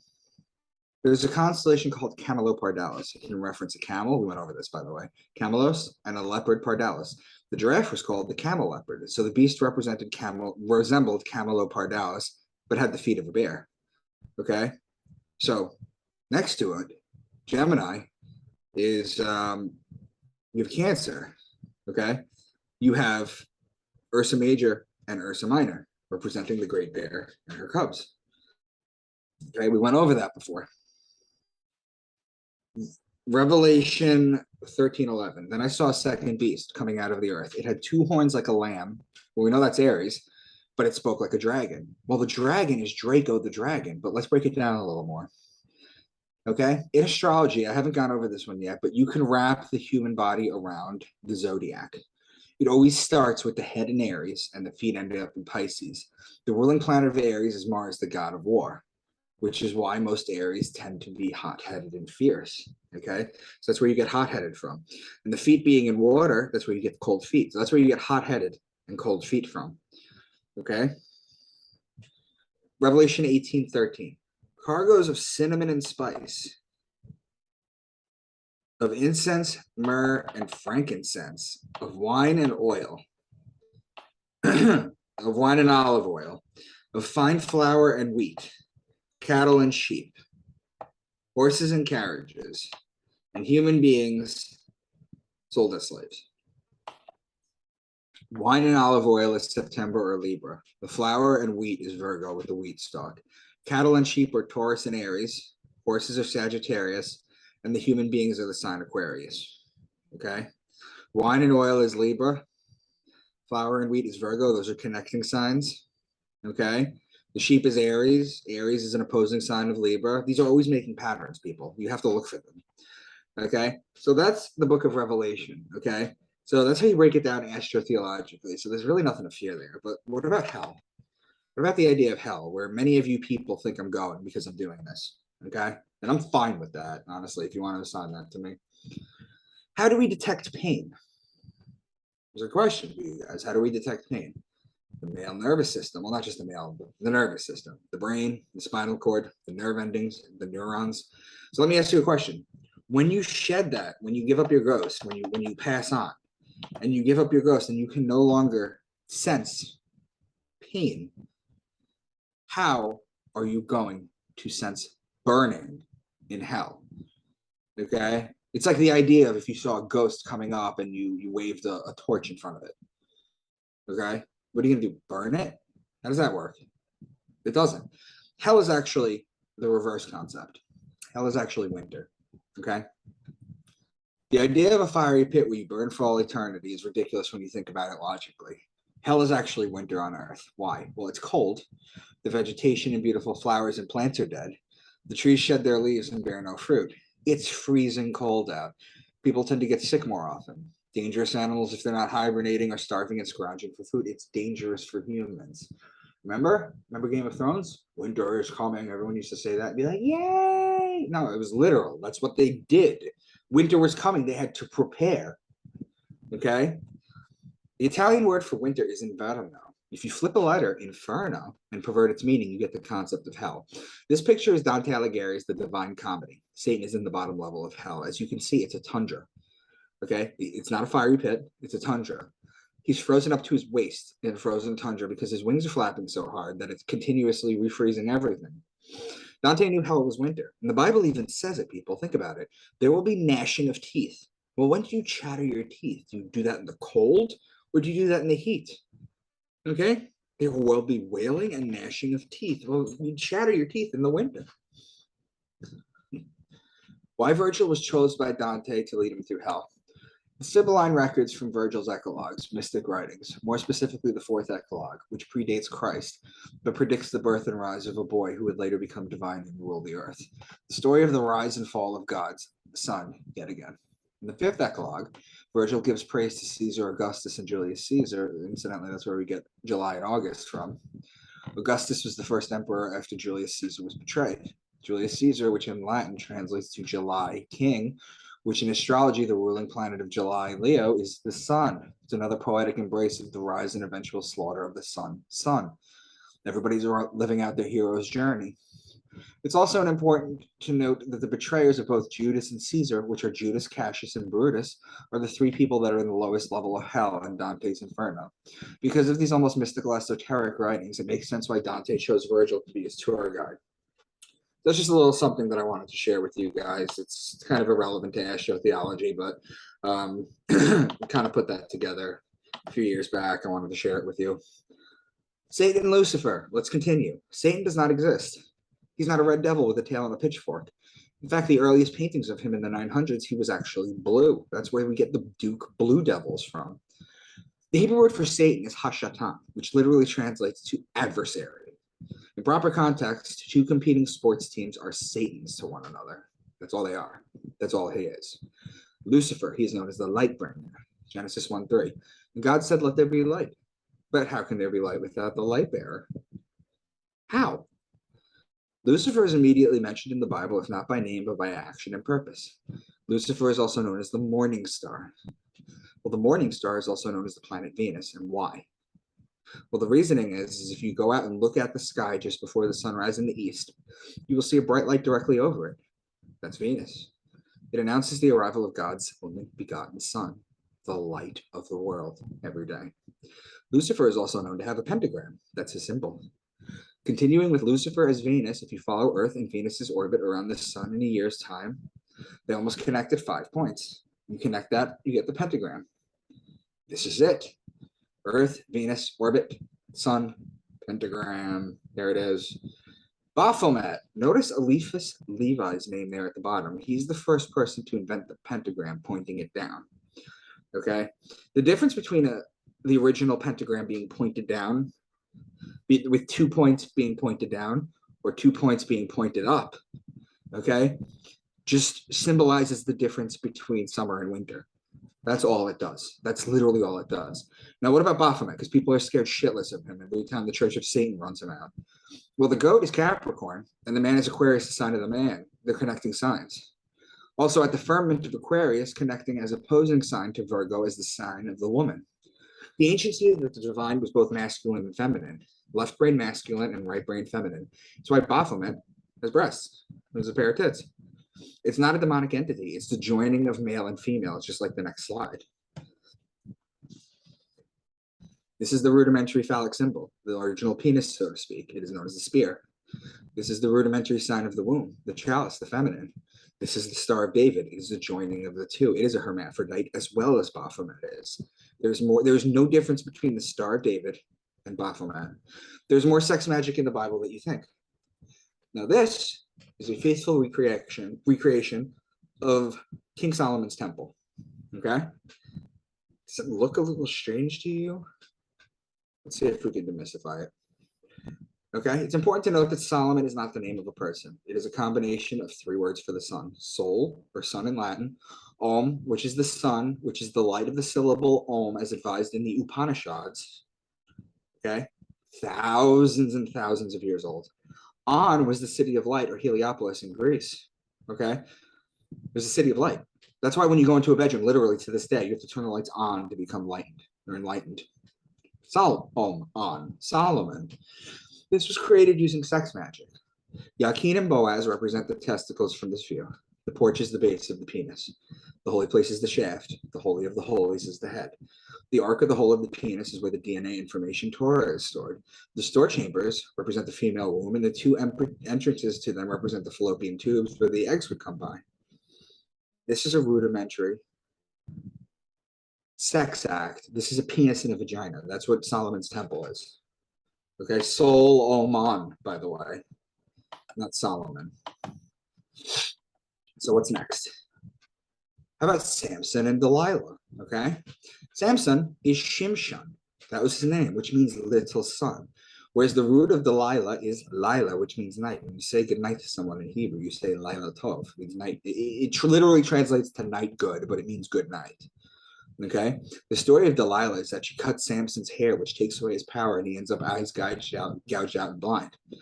However, this is just another story of the sun and how it goes away at night and people are blind. This is the eternal battle between the sun and the night, or Set from the ancient Egyptians, Horus and Set. That's why we still have a sunset. Okay, Samson and Delilah is literally the story of the night chasing the sun away. Okay, as most of these biblical stories are. Jonah in the body of the whale. In the Hebrew, the words are dag gadol, which translates to great giant fish. He's in it for 3 days. It's the 3 days you see recurring in the Bible over and over again. The sun walking sideways like the crab for 3 days. Daniel in the lion's den. It's a story revolving around two signs in astrology: Daniel the man, Aquarius, and the lions, which are the Leo the lion. They're the opposing signs. Abraham and Sarah. Abraham's name was Abram before he was made Abraham. Abram is a combination of two words: Abba, which means father in Hebrew, and Ram, which means ram. Father Ram, father of the people of Aries, the Jews. Now, Abram actually goes back to Brahma. Sarai goes back to Sarah or Saraswati. So it's Brahma and Saraswati. Okay, remember the Hindus were also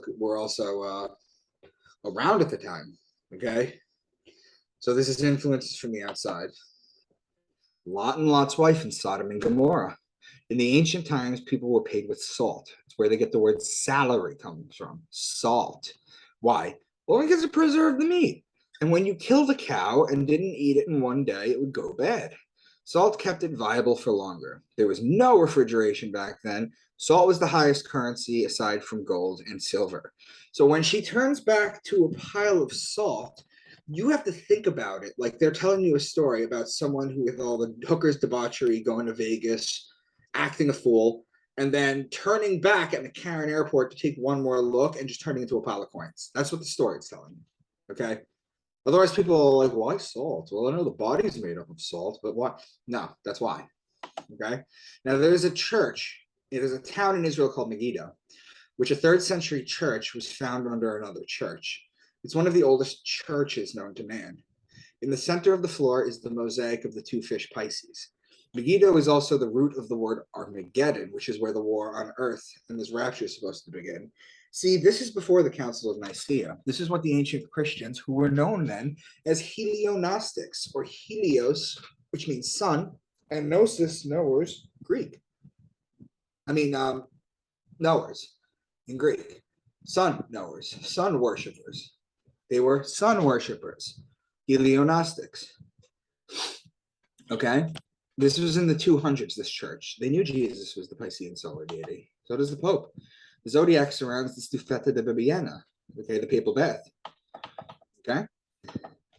America was not founded as a Christian nation. This is going to piss a lot of people off, but it's the truth. You can fact check me. I don't care. And the day will come when the mystical generation of Jesus, by the supreme being as his father in the womb of a virgin, will be classed with the fable with the generation of Minerva and the brain of Jupiter. Thomas Jefferson in a letter to John Adams. What influence, in fact, have Christian ecclesiastical establishments had on civil society? In many instances, they have been upholding the thrones of political tyranny. In no instance have they been sent as the guardians of the liberties of the people, as James Madison. The purpose of separation of church and state is to keep forever from these shores the ceaseless strife that has soaked the soil of Europe in blood for centuries. James Madison again. And my favorite one from Thomas Paine. The Christian religion is a parody on the worship of the sun, in which they put a man called Christ in the place of the sun and pay him the adoration originally paid to the sun. Okay, so I think now would be time to take another break. Okay, so just take a few minutes to yourself, pause this. I'll be back.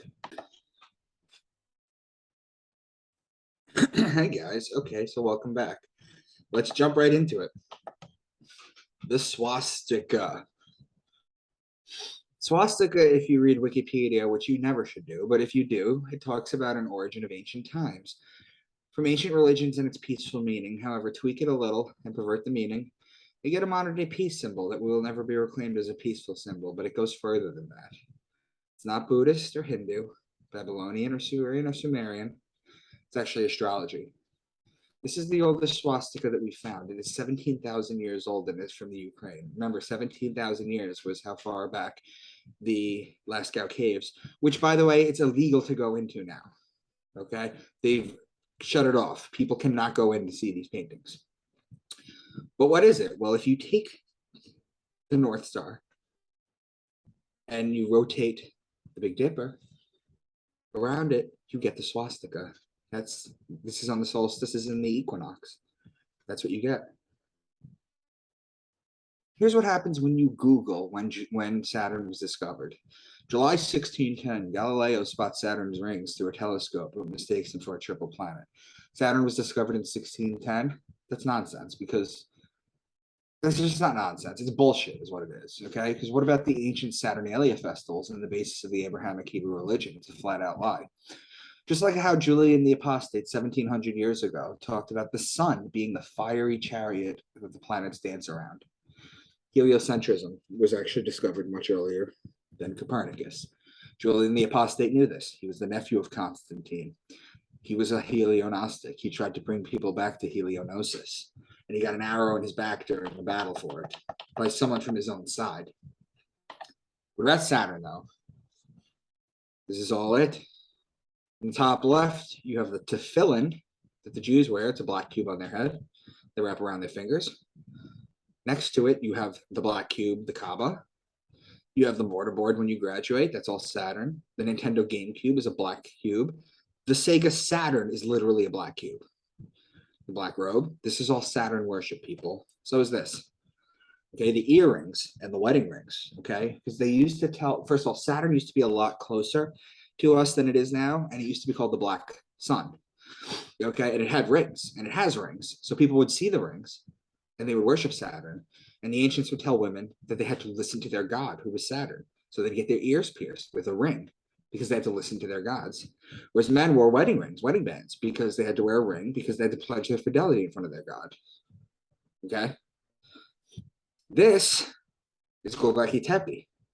And this is the astronomical observatory of Göbekli Tepe, which is 13,000 years old.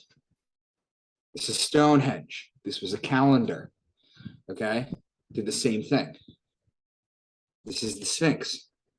Okay? Let's talk about the Sphinx for a minute. Okay? What is the riddle of the Sphinx? I'll just go in order from the notes that I have here. The riddle of the Sphinx would ask a question, and if you passed, you were allowed to pass. Otherwise, it killed you.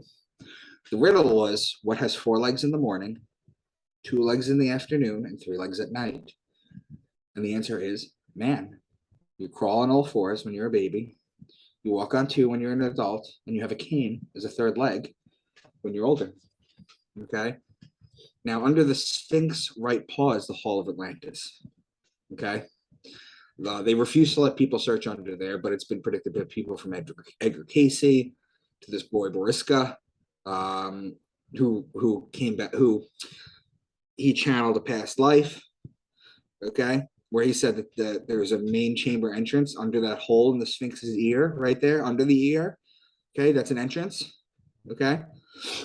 Now, the idea of the Sphinx is the back of the Sphinx is smooth, which is interesting because it was under sand for so long. You would think it would just get ripped by sand over and over again, and it would be coarse. It would be rough because of the sand erosion, but it's not. It's smooth. Well, why? Well, the only way that could have happened is if water ran over it for millennia.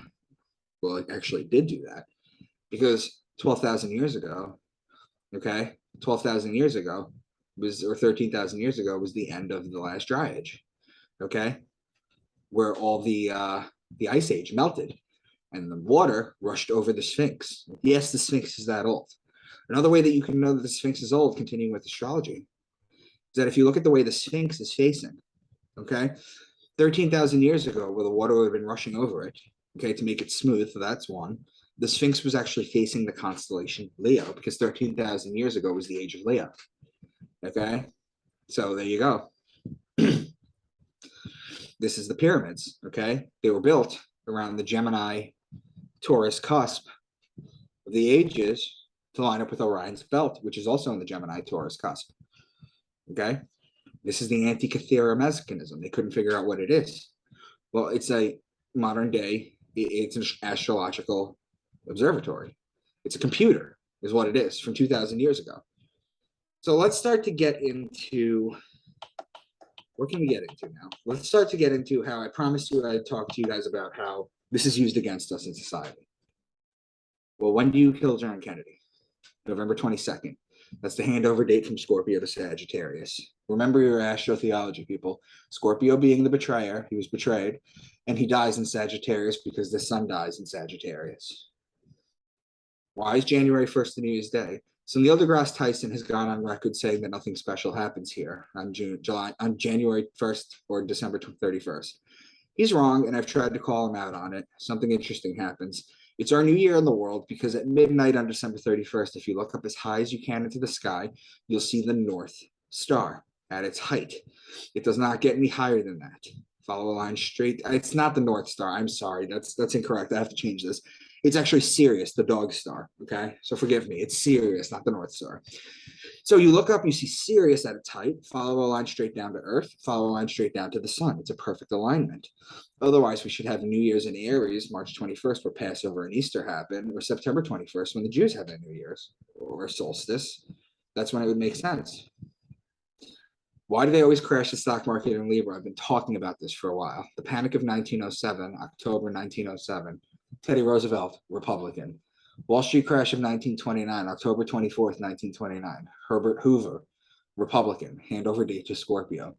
Black Monday, October 19th, 1987. Ronald Reagan, Republican. Friday the 14th, mini crash, October 13th, 1989. George H.W. Bush, Republican. Stock market downturn of 2002, October 9th, 2002. George W. Bush, Republican. 777.68 point drop, September 29th. That's still Libra. 2008 crash, Barack Obama. However, this was brought on by the everyone should own a home subprime lending crisis, okay? The rest of them are manufactured, okay? You do not have natural occurrences for the biggest stock market crashes all within a 30-day period for no reason. They're also all Republicans that it was made down to, okay? There's going to be a crash in Libra that I mentioned. And I said the only way they wouldn't be a crash is if they think the Democrats can pull it out. I don't usually talk politics, but if they think that the Democrats are going to be able to hold the House and the Senate, they're not going to crash it. Okay? But you see everything happening. You see the Vatican pulling all their money by September 30th from all the banks back to their vaults. You just constantly see things. You see indications that we're going to have a crash. Okay, but the thing is these are usually done in October, or end of September or October, in Libra, when Republicans are in office. Okay, however, except for the one with Barack Obama, but that was because that was a man-made one. Okay, that was not a manufactured one. That was a natural one. However, the largest daily point gains are all done in Aries, which is the opposing sign of Libra. Go figure. The Roman Catholic Church Catechism 2116. All forms of divination are to be rejected. Recourse to Satan or demons, conjuring up the dead, or other practices falsely supposed to unveil the future. Consulting horoscopes, astrology, palm reading, interpretation of omens and lots, the phenomena of clairvoyance, and recourse to mediums, all conceal a desire for power over time, history, and the last analysis, other human beings, as well as a wish to conciliate hidden powers. They contradict the honor, respect, and loving fear that we owe to God alone. Abu Dawood, it is suggested that the Prophet Muhammad stated, whoever seeks knowledge from the stars is seeking one of the branches of witchcraft, that of which is inherently forbidden in Islam. So let me ask you a question, okay? This is important. I need to know why, with all this obvious astrology going on in the Bible, in the Quran, which we'll get to too, okay? Why is all of this stuff with astrology being called evil? Okay, why would they tell you that a book that is in part completely encoded in astrology, why would they tell you to avoid astrology? They don't want you to know this stuff. Now let's talk about modern day things. The Phoenix Suns. Phoenix is the story of Christ, the sun, a flaming form of life that dies and rises from its ashes. Jesus was the sun who died for 3 days and came back to life. What about the women's team? The Phoenix Mercury. Mercury is the ruling planet of Virgo, the only woman sign. So you have the Phoenix Suns and you have the Phoenix Mercury. What about the movie Face Off that some of you older people might remember? 1990s movie starring John Travolta and Nicolas Cage. What are their characters? Nick Cage's character is Castor Troy and his brother is Pollux Troy. I mean, that's literally the names of Gemini. But what about Travolta? His name is Sean Archer. Well, the Archer is the man with the bow and the arrow in Sagittarius. Okay, Gemini and Sagittarius are opposing signs on the zodiac. Harry Potter. There are a ton of characters in Harry Potter that are named after stars or constellations. You have Draco Malfoy, Pollux Black, Sirius Black, Andromeda Black, Regulus Black, Arcturus Black, Cassiopeia, Orion, Cygnus Black. Okay, Algol, also known as the Demon Star. Algol is a demon star in astrology. It's fixed in Taurus. Okay. There's a long history of evil attached to it. In Batman Begins, the evil character's name is literally Ra's al Ghul, or Al Ghul. 1990 song video for the Cranberries' Dolores O'Riordan. This is a zombie song, by the way. Dolores O'Riordan is painted gold like the sun, and her hairdressing represents the rays of the sun. But am I reaching? Tell me yes, please. What about the next scene? Here we see the golden sun on the cross, and the hunters with the bow and the arrow, where the sun is killed in Sagittarius. Okay? They're showing you this. They're showing you this astrotheology in front of you, and you guys have no clue what you're looking at. Okay? Katy Perry's Dark Horse video. Here we see the Eye of Horus, which was adopted by the Illuminati, which we'll get into. Now, what about here? Here's Michelangelo's fresco, okay, of God giving Adam life. So what do you see here? Okay, well, let's see what Michelangelo knew. Okay, if you look at where God is, you'll find that the first thing is that it very eerily, okay, his case that he's sitting in, eerily resembles an open cut of the human brain, a sagittal cut of the human brain.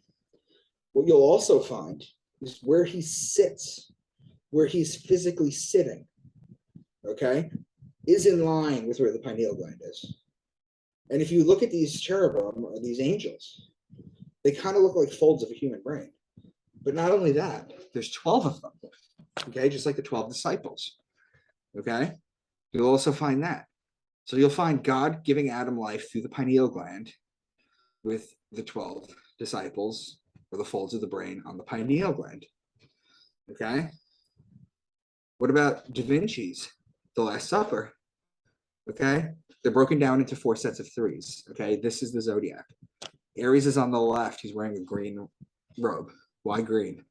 Well, the first 2 signs, Aquarius and Pisces, that I mentioned earlier, those are water signs. Those are water-bearing signs, I should say, because they're actually water signs, or Aquarius isn't actually a water sign. I keep reinforcing that, guys. I'm not calling Aquarius a water sign because there's water in it. You can use that.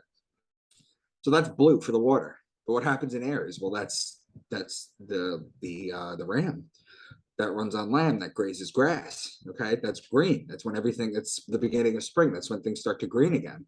So hence he's wearing the green. Then you skip the next guy, and then you go to the white guy holding his two hands up. That's Gemini. Okay, the twins. He's holding his two hands up, letting you know they're twins, letting you know there's two. You skip the next guy, and you go to Leo, who's pointing. What is he pointing at? Well, that's the woman, so that's Virgo in order. But what is Leo pointing to? He's pointing to her Adam's apple to show she doesn't have one. Okay, then the next one, you've got Jesus with the alchemical clothing in the middle as the sun. And then what's next? You have Libra. Okay, and what is Libra? Libra's the scales. Look how he's holding his hands out like he's holding a set of scales. Okay, this is all astrology. Okay, so this is what I wanted to share with you guys. This is what's so important to know. Okay, modern day things revolving around astrology. Mermaids, a combination of the man sign Aquarius or the woman sign Virgo and the fish sign Pisces. Okay, what's next? Aquarius and Pisces are connecting signs. Virgo and Pisces are opposing signs. Bullfighting, bull riding, Aquarius the man and Taurus the bull. Jousting, 2 times Sagittarius. Lion taming, Aquarius the man and Leo the lion. Those are opposing signs. Fishing, Aquarius the man and Pisces the fish. They are connecting signs. Virgo the woman and Pisces the fish. They are opposing signs. Homosexuality in the Bible. Everyone knows about Leviticus 18:22, however, is what really is said there. The Greek word arsenokotai shows up in 2 different versions of the Bible in Greek, but was not translated to mean homosexual until 1946. In the 1800s, the German Bible said, "Man shall not lie with young boys, as he does with a woman, for it is an abomination." Leviticus 18:22, same with Leviticus 20:13, young boys. 1 Corinthians, the word arsenokotai, and it's important to mention that the Bible was written in Hebrew, but everyone at the time knew that if you were an intellect, you wrote and read in Greek.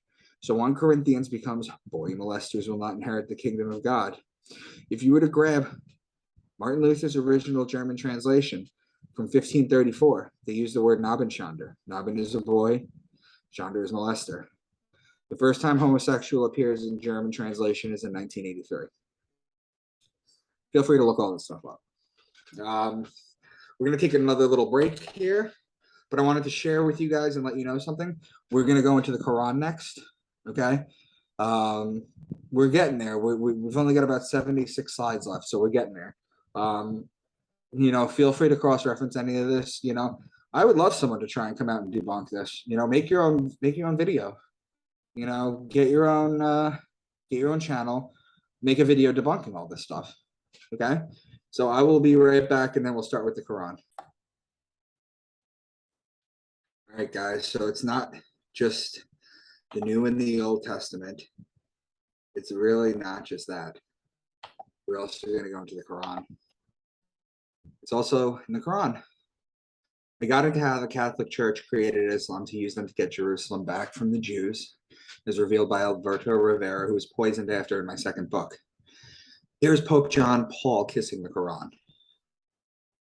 Okay, so let's go into it. Surah 1, the opening of the book. Day of Judgment 1, he is the sovereign. The Day of Judgment is December 21st in Sagittarius, where the sun is finally executed on the judgment provided during Libra, the scales, the justice, the just one. The cow, Surah 2.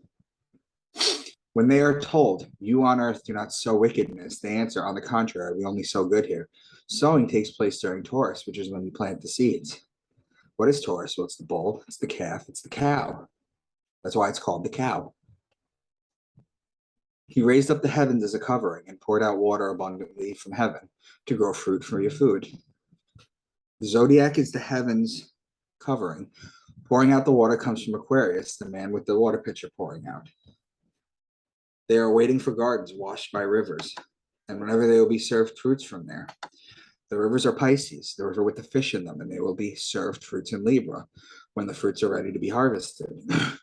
Now, the firmament of Pisces and Aries, okay, connects with the firmament of Virgo and Libra's Pisces. So they're technically opposing signs. Then he proceeded to create the heavens, and in them he built 7 celestial vaults.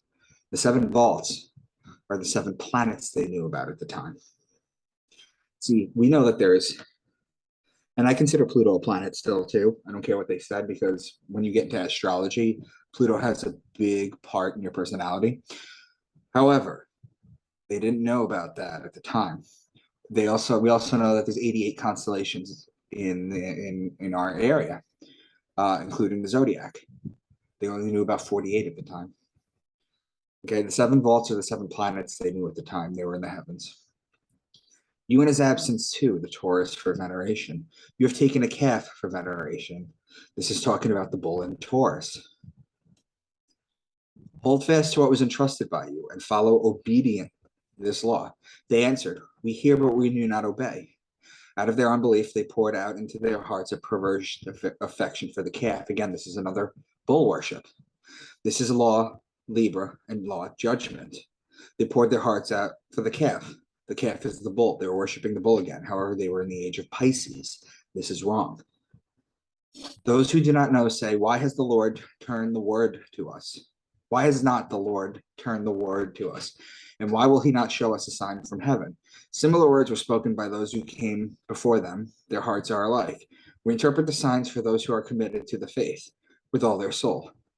Looking for a sign in heaven. They are literally talking about God showing them a sign or interpreting it for them. They interpret the signs for those who are committed to faith, other people understanding the zodiac other than you. Verily, in the creation of the heavens and the firmament, and in the change darkness of the night light of the day, and in the ships crossing and the seas according to the needs of man, in the rain that Allah pours from heavens and the earth that has fallen from death lives on them. In the living creatures that he scattered over the earth, in motion and change of winds, that clouds between heaven and earth as they drive their servants. Truly, here are the hidden signs for those who understand. You'll constantly see that in the Quran. You'll see that in the Bible. Here are the hidden signs for those who understand. Well, the heavens are the zodiac. The living creatures are the fish, Pisces, the lamb and the ram, Aries, the bull, the cow, the calf, Taurus, the crab, Cancer, the lion, Leo, the scorpion and the belly crawling creatures, Scorpio, and the horses, Sagittarius. Truly, here are the hidden signs for those who understand. On the day of the Lord's judgment, he sent the book of truth with them so that people judge among themselves all that diverged their passions. When clear signs appeared to them, signs. The judgment day is December 21st. The Quran was sent for people to judge Libra, remember the judging, amongst themselves with the clear signs appeared to them. But if you are in danger, pray on foot or do not dismount from your horse. When the danger has passed you, you call the Lord with praise, how he taught you and how until then you did not know. Dismounting the horse is Sagittarius, the man on the horse. Okay? Why danger? Well, what happens in Sagittarius? You have the death. That's the danger. And those who on the path of the Lord spent from their good to that single grain are like those who gave birth to 7 years. The grain is Virgo, the virgin, the sign of the woman who metaphorically gave birth to the 7 planets. It's just another metaphor for the virgin birth and one for the 7 planets in heaven. And whoever wants to own a beautiful garden of date palms and vines, which is washed by abundant streams, where for his pleasure all kinds of fruit, while old age befalls him and the children are weak, so that a fiery whirlwind falls on the garden and swallows it all to ashes. So the Lord explains his signs to you so that you can understand. The vines are vineyards in Libra. The streams are the streams of water signs of Pisces and Aquarius. God explains these 12 signs to you so that you can understand, so that you can decode this. He is the one who sent down the book to you. Some ayats in it bear an open meaning, revealing by himself, as it were, the mother of the book. Others are hidden in their interpretation. But those whose heart is on the earth and sins wander, desiring confusion, follow what meets their pleasure, seeking out the hidden meaning, which is known only to Allah and is revealed only to those who possess deep knowledge. We believe in the holy book and say where all ayats are revealed from God. and only he whose mind is bright can embrace its message. This is talking about how there are deeper interpretations within the Quran, and those who seek out the hidden meanings, those with deep knowledge, minds bright, can embrace the message, I believe, is the work I'm doing and I'm talking about. And how beautiful all people see the love of earthly passions. Here are women and sons. There are mountains of silver and gold, and marked horses, and herds of cattle, and a plowed field. The women are Virgo, the sign of the woman. The sons are the sign of man in Aquarius. The horses are Sagittarius, and cattle is Taurus. A plowed field happens in Taurus as well. Okay, so this one thing has 4 signs, or 5 signs. But among them, there are those who are not like these. Among the people of the scripture are those who, with patient steadfastness for the truth, stand and surrendering with all their soul to Allah, spends long hours in the night reading his signs. Reading his signs. The signs are the 12 signs of the zodiac, and the keywords in each sign that you need to know to be able to decode this, like every other book. Verily is the creation of earth and sky, and in the change of night to day, here are the hidden signs for those who have intelligence. They're basically teasing you at this point. You know, they're saying, do you understand what I'm trying to put down? Are you grasping this? The hidden signs of the zodiac. The Lord heard them and calls in reply, I will never give to the abyss not a single human deed, whether it is a man or a virgin. Interesting. A man or a virgin, not a man or a woman.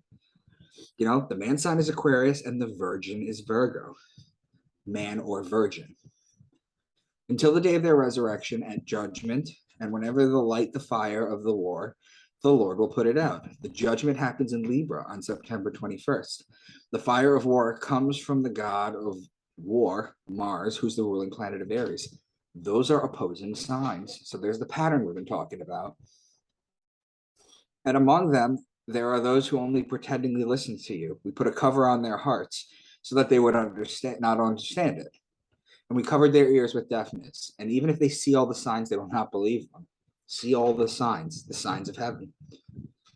He's the one who placed the stars for your needs to show you the way. When darkness falls on land or sea, thus we clarify our signs for those in whom knowledge lives. This is so obviously openly talking about the signs in the sky, using the North Star to guide you. If you're at sea, this is so obvious. He is the one who brings down water to you from the sky. Okay. And with it, we give plants of all kinds to grow. And with it, we grow shoots of cereals. From them, we grew grains, sitting in an ear of a dense side by side. From the date palm, its ovaries, bunches of fruits hanging low, gardens of vines, olives, pomegranates, which in many ways are so similar yet so different from each other. When fruits appear on them, rejoice in how they are poured and ripened. Truly in this are hidden signs for those who believe in God. Well, the grains are planted in Taurus. Then April showers bring May flowers, water from the sky. The grains grow. Reap in Virgo, gardens of vines and olives. Remember what I told you about Libra? It's law, grapes, and olives. So the grapes and the olives are pressed in Libra. These are the hidden signs you need to know. So we interpret our signs to them in different ways so that they could not say to you, from others learn this. And so that the truth we clearly explain for those who have knowledge. So follow what your Lord has revealed to you by suggestion. Take and pair 8 heads of cattle, 2 from sheep, 2 from goats. Such an odd combination. Out of all the animals they could have ever mentioned that were going on, you have the cattle, that's an ox, that's Taurus. The sheep are Aries, connecting signs, by the way, Taurus and Aries. And the goat is Capricorn. Incidentally, in Aries, you have the spring equinox. And in, so there's that. And the Libra will be faithful on that. And Libra will be faithful on that day. And those whose cup will be heavy in the delight of paradise dwell. And those whose cup is lightweight, they themselves will doom themselves to destruction because they were lawless in relation to our sign. Is Libra not the law, the judgment? Libra is Libra, which is the judgment. The cup being heavy or light refers to the sins one has to account for. Our signs reference the signs of the zodiac. Say all the blessings of a neighbor's life for those who believed in God with all their souls and only for them on the day of resurrection at the judgment. Thus, we explain our signs for those, they keep saying that. We explain our signs. Do you understand the signs? For those with hidden knowledge, all this stuff. It's all talking about the same stuff, guys. The sign are the signs in the sky. They tell you when to plant, when to harvest, when winter is coming. They tell you what season it is. The resurrection comes December 25th, the day the sun is resurrected from the dead, from the judgment, which takes place on September 21st, which is the fall equinox. This is the explanation for the signs of our times. Before those who consider our signs to be false and glorify over them, the gates of heaven will not open, and they will not enter paradise until the camel squeezes through the eye of the needle. Okay, so this is a passage that they also have in the Bible too. So the signs of the zodiac, they tell you everything you need to know. A camel can't pass through the eye of a needle, but the light from Camelopardalis can. Okay, these are deeply, deeply encoded metaphors that you need to be able to utilize the words that I've given you in order to figure this out. And Musa is Moses, by the way, threw down his rod, and in front of everyone, he turned into a serpent. He stretched out his hand, and she flashed whiteness before the eyes of all the beholding. Then the nobles of the people of the Pharaoh said, "This is indeed a skilled sorcerer, and he wants to expel you from your land. What is your advice?" They answered, "Delay him and his brother." And the summoners went through the cities. So Musa is Moses. The serpent is the 13th sign in sidereal astrology, Ophiuchus, which is between Libra and Scorpio. I don't think that's right. I think it's between Scorpio and Sagittarius, actually. Delay him and his brothers are the brothers in Gemini. They're opposing signs. He is the one who made the sun life-giving brilliance, established the moon, and the light pours in phases so that you know the number of the years. The creation of the sun and the moon tells the time. I went over that. He is the one who created the night so that you can rest, and the day to let you see. Indeed, here are the hidden signs for those in whom have the desire to hear. Same as in the Bible. Jesus says, for those who have eyes to see and ears to hear. And he says other things too, like, why can't you understand I'm not talking about bread? Of course you're not. Talking about the signs in heavens. Say, look around, everything in heaven and on earth, and neither the signs nor those who carry the message can be useful to people who are stubbornly unfaithful. The signs in the sky are not useful to people who do not recognize them. And two young men entered the dungeon with him, and one of them said, in a dream I saw that I was squeezing wine from grapes. Another said, I saw that I was carrying bread on my head, and the birds pecked at it. Tell us the meaning of these dreams. After all, we see that you are one of those who act according to the knowledge and kindness. Well, the wine is Libra, and the bread comes from Virgo, the lady with the wheat stalk. These are connecting signs. You think? I mean, this was written this way on purpose, people. Okay, this was written to show patterns. I mean, and it's the same stories that keep coming up over and over again.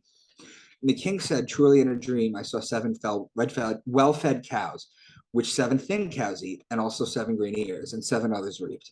The cows are the female bull, which is Taurus, and the corn is Virgo. Corn is typically harvested in September. Verily, here are the hidden signs for those who seek to recognize the meaning of our signs. It's the hidden signs of the zodiac. He created cattle for you. It contains both warmth and every other benefit. And from it you will be flesh for food. He created horses for you, mules and donkeys for journeys and for magnificent ceremonies. And he creates for you much of that which you hitherto unknown. The cattle is Taurus, the horse is Sagittarius, the donkey is the Salus Borealis, the donkey which is located in Cancer. He used it to grow cereals, olives, palms, vines, and many other fruits for your food. Indeed, there is a sign here for those who give themselves up to meditation. He subdued you night and day, and the sun, the moon, and by his will, he put the star in the service of you. Indeed, there is a sign here for those who have intelligence. The olives and vines are Libra, that's the sign. Then talks about the sun and the moon, and the star in service is Polaris, the North Star. These are the signs for those who have intelligence.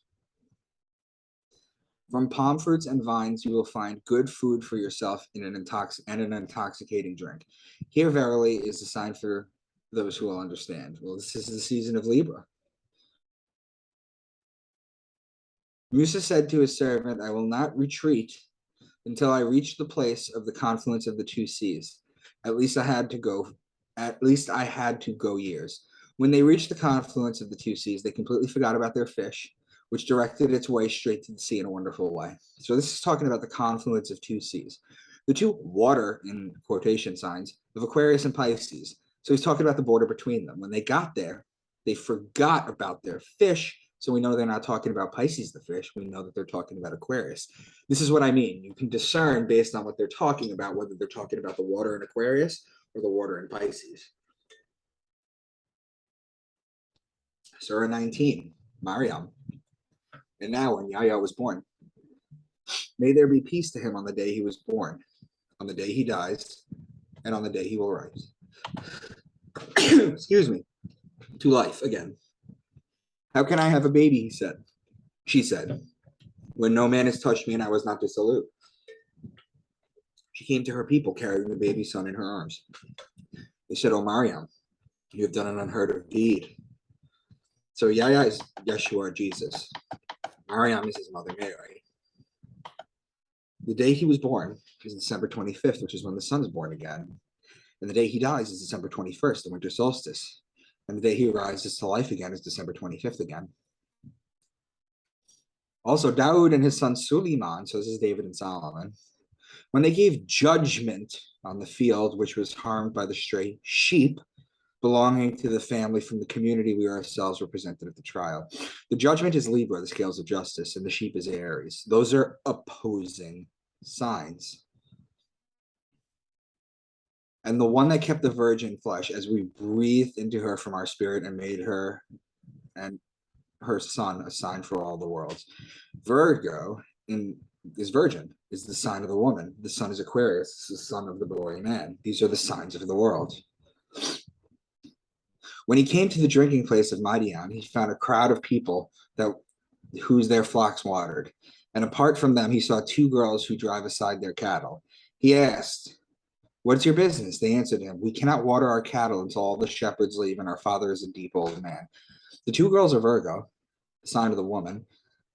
The cattle is Taurus. The shepherds are Aries, the ram. Taurus and Aries are connecting signs. Father is Aquarius, the sign of the man. Here is a figurative parable of paradise, which was promised to the faithful. In it are rivers of water that will never be spoiled, and rivers of milk that do not change their taste, and rivers of wine to delight those who drink, and rivers of honey that clear. So the rivers of water are Aquarius, Pisces. The rivers of milk are the Milky Way galaxy, whose centers in Sagittarius. The river of wine is Libra, when you press the grapes for the wine. The river of honey is in Cancer, where the beehive cluster is. This is just, it doesn't take too much to break these down. The codex is not that big. There's not so much to break down. I mean, there's a lot to break down, but there's not many. I'm not giving you a ton of tools to use, and you can apply it for everything. Indeed, the judgment of retribution will come. As a sign of heaven, the owner of the ways. The sign of heaven or judgment is Libra, the scales, the justice, the judgment, the just one. Surah 55, the merciful. He assigned the paths of motions to the sun and the moon and determined their phases. The stars in the sky and the trees on earth bow their heads before him. He set up the high vault of heaven, and by his will he sets the scales for measuring good and evil. This is talking about the sun and the moon once more in their phases. The vault of heaven, the scales, is the sign of Libra once again. In the sign of the sky, the owner of the zodiac signs, as a sign of the promised day, last judgment. Finally, towards the end, we have open talk about the zodiac and the creator of it all. See, it's right there in the open. The judgment is Libra again. I swear by the fig tree, the mountains of Jerusalem, the olive tree Damascus. Is Allah not the best of judges? The olives are in Libra. The judgment is in Libra. This passage is talking about Libra. Okay, so I wanted to read the Quran. That's the Quran, guys. So we've done the book of Revelation, the book of Matthew, and the Quran so far. I'm going to give you a list of other ones that I've done, but that's going to pretty much be it. We're in the home stretch right now, so don't worry. I just wanted to share with you one more thing, the astrotheology about Islam. You're talking about the 72 virgins, right? That's what all these terrorists, and that's what they all do it for, right? The 72 virgins. The 72 virgins are astrology too, guys. There's a star called 70 Virginis, which borders Virgo. That's 70 virgins right there. There's one virgin in Virgo, so that's your 71st, plus the virgin that you marry on Earth and have your family with, 72.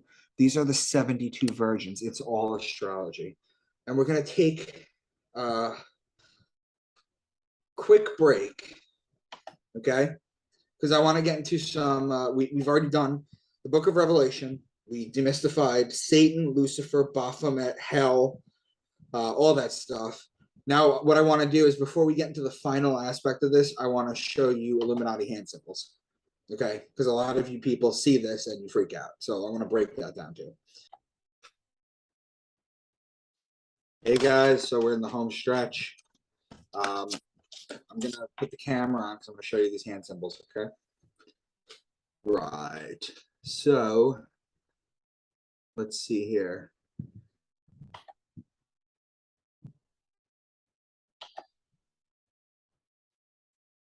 Hey guys, I'm not hiding my face. I'm not hiding my name. You know, you can attribute all this to me. That's fine. Okay? This symbol. Okay, now do you remember when the news tried to say this was for white power? Some shit like that. It's absolute nonsense. It's garbage. Okay? They also tried to say this is a white supremacy symbol. They also try to say that when you do things like this is Illuminati. It's not. If you do this and you turn it like this, okay, this is what you hold in the lotus position when you pray. That's where it comes from. The reason you connect these two fingers is because it has to do with the nerve that's coming through. Okay, so there's that.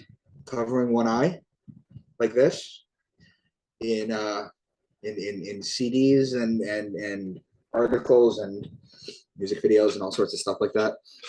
This goes back to the eye of Horus, which we know what it is. It's the pineal gland. Okay, this that Jay-Z does, sometimes he does it over one eye, sometimes it's like this. Okay, this is supposed to be evil, Rockefeller, whatever, or it's supposed to be Rockefeller or whatever. This is not this. I'm sure you've seen this before. Live long and prosper from Spock. When you do this, it suddenly becomes an ancient Kohanim priest blessing on the congregation. They would do this to the congregation. This is known as the benediction. Okay? This is a priestly blessing. This is just inverted and perverted. This is where it comes from. Okay? This. Where they say you see everybody doing this, the devil horns. This is not the devil horns.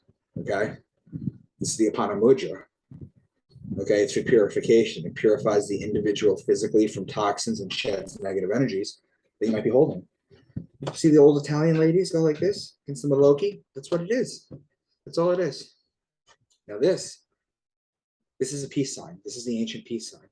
This, when you see this, this is a V for victory. It's Winston Churchill's war sign. The fingers are separate. This is the ancient peace sign. So I've mentioned this. When Baphomet or Jesus or Buddha, or you see any of them with this, okay, it's peaceful. Now, what about the upside down cross? You see that all the time. Satanists use it and such, right? Whatever. The upside down cross is actually an honoring thing. Okay? It's an honor. You know why? Because St. Peter was crucified that way. And why was St. Peter crucified that way? Well, the story tells you that he said he was not fit to be crucified in the same way as Jesus. So it was a symbol of love. Okay? And then we went to Lucifer, the morning star, Venus. We went to Satan. We went into the devil. We went into the book of Revelation. We hit the Quran. We did all this stuff. Okay? We did the Illuminati hand symbols. What are we going to do now? Well, now I'm going to teach you the ultimate secret, what Buddha figured out when he was enlightened under the fig tree, what all these ancients have figured out. Okay? I'm going to teach you the secret, the meaning, and the purpose of life. Okay? So let me stop this. Let me go back here. Let's go back to this, guys. Okay? This is outside the Masonic Temple on Wilshire Boulevard in California. It shows the Pharaoh, who we've literally touched on, Akhenaten, and he's literally handing over the ultimate truth to a Greek philosopher. It's the same truth that Buddha came to. I'm going to share it with you now. And for some people, it will hit like a ton of bricks and make you cry. Some people will reject it and call me blasphemous, the Antichrist, evil, the devil, all that stuff. It is the ultimate realization, how you can become fully realized as a human being. And I'm going to teach it to you because it should not be kept from the public. However, this is the kind of thing that has to hit you in your soul and changes everything. Okay? If you don't feel that right away, you're not ready for it. But I will share it with you.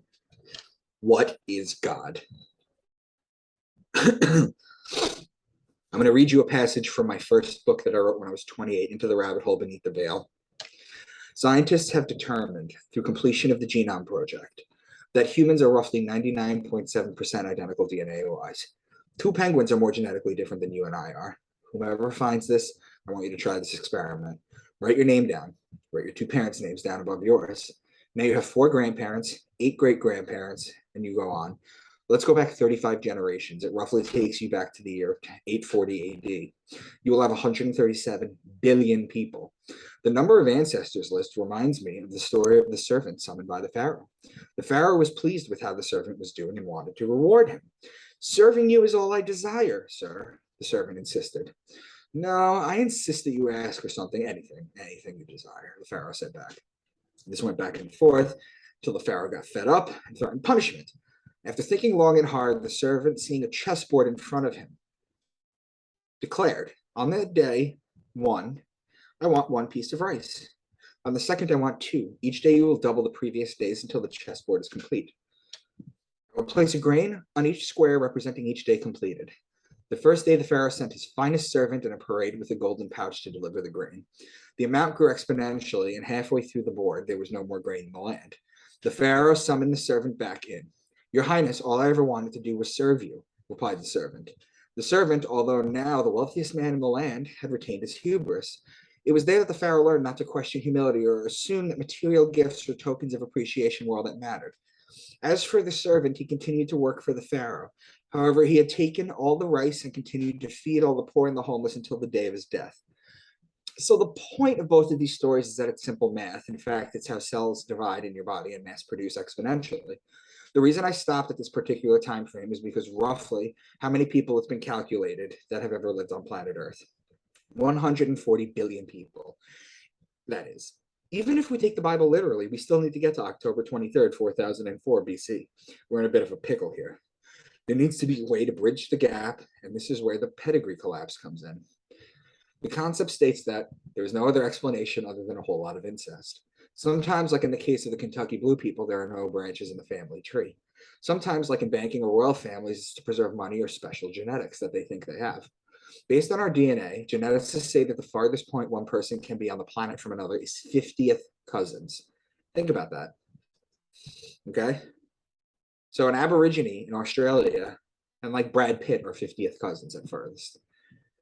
If your mom was from country X and your dad from country X as well, there's a 20% chance they share a common ancestor within 10 generations back. So what does it all mean? Well, in a nutshell, it means far enough back we are all related and all one and should start to act like it. So let's explore different cognitive viewpoints. How about from a creationist then?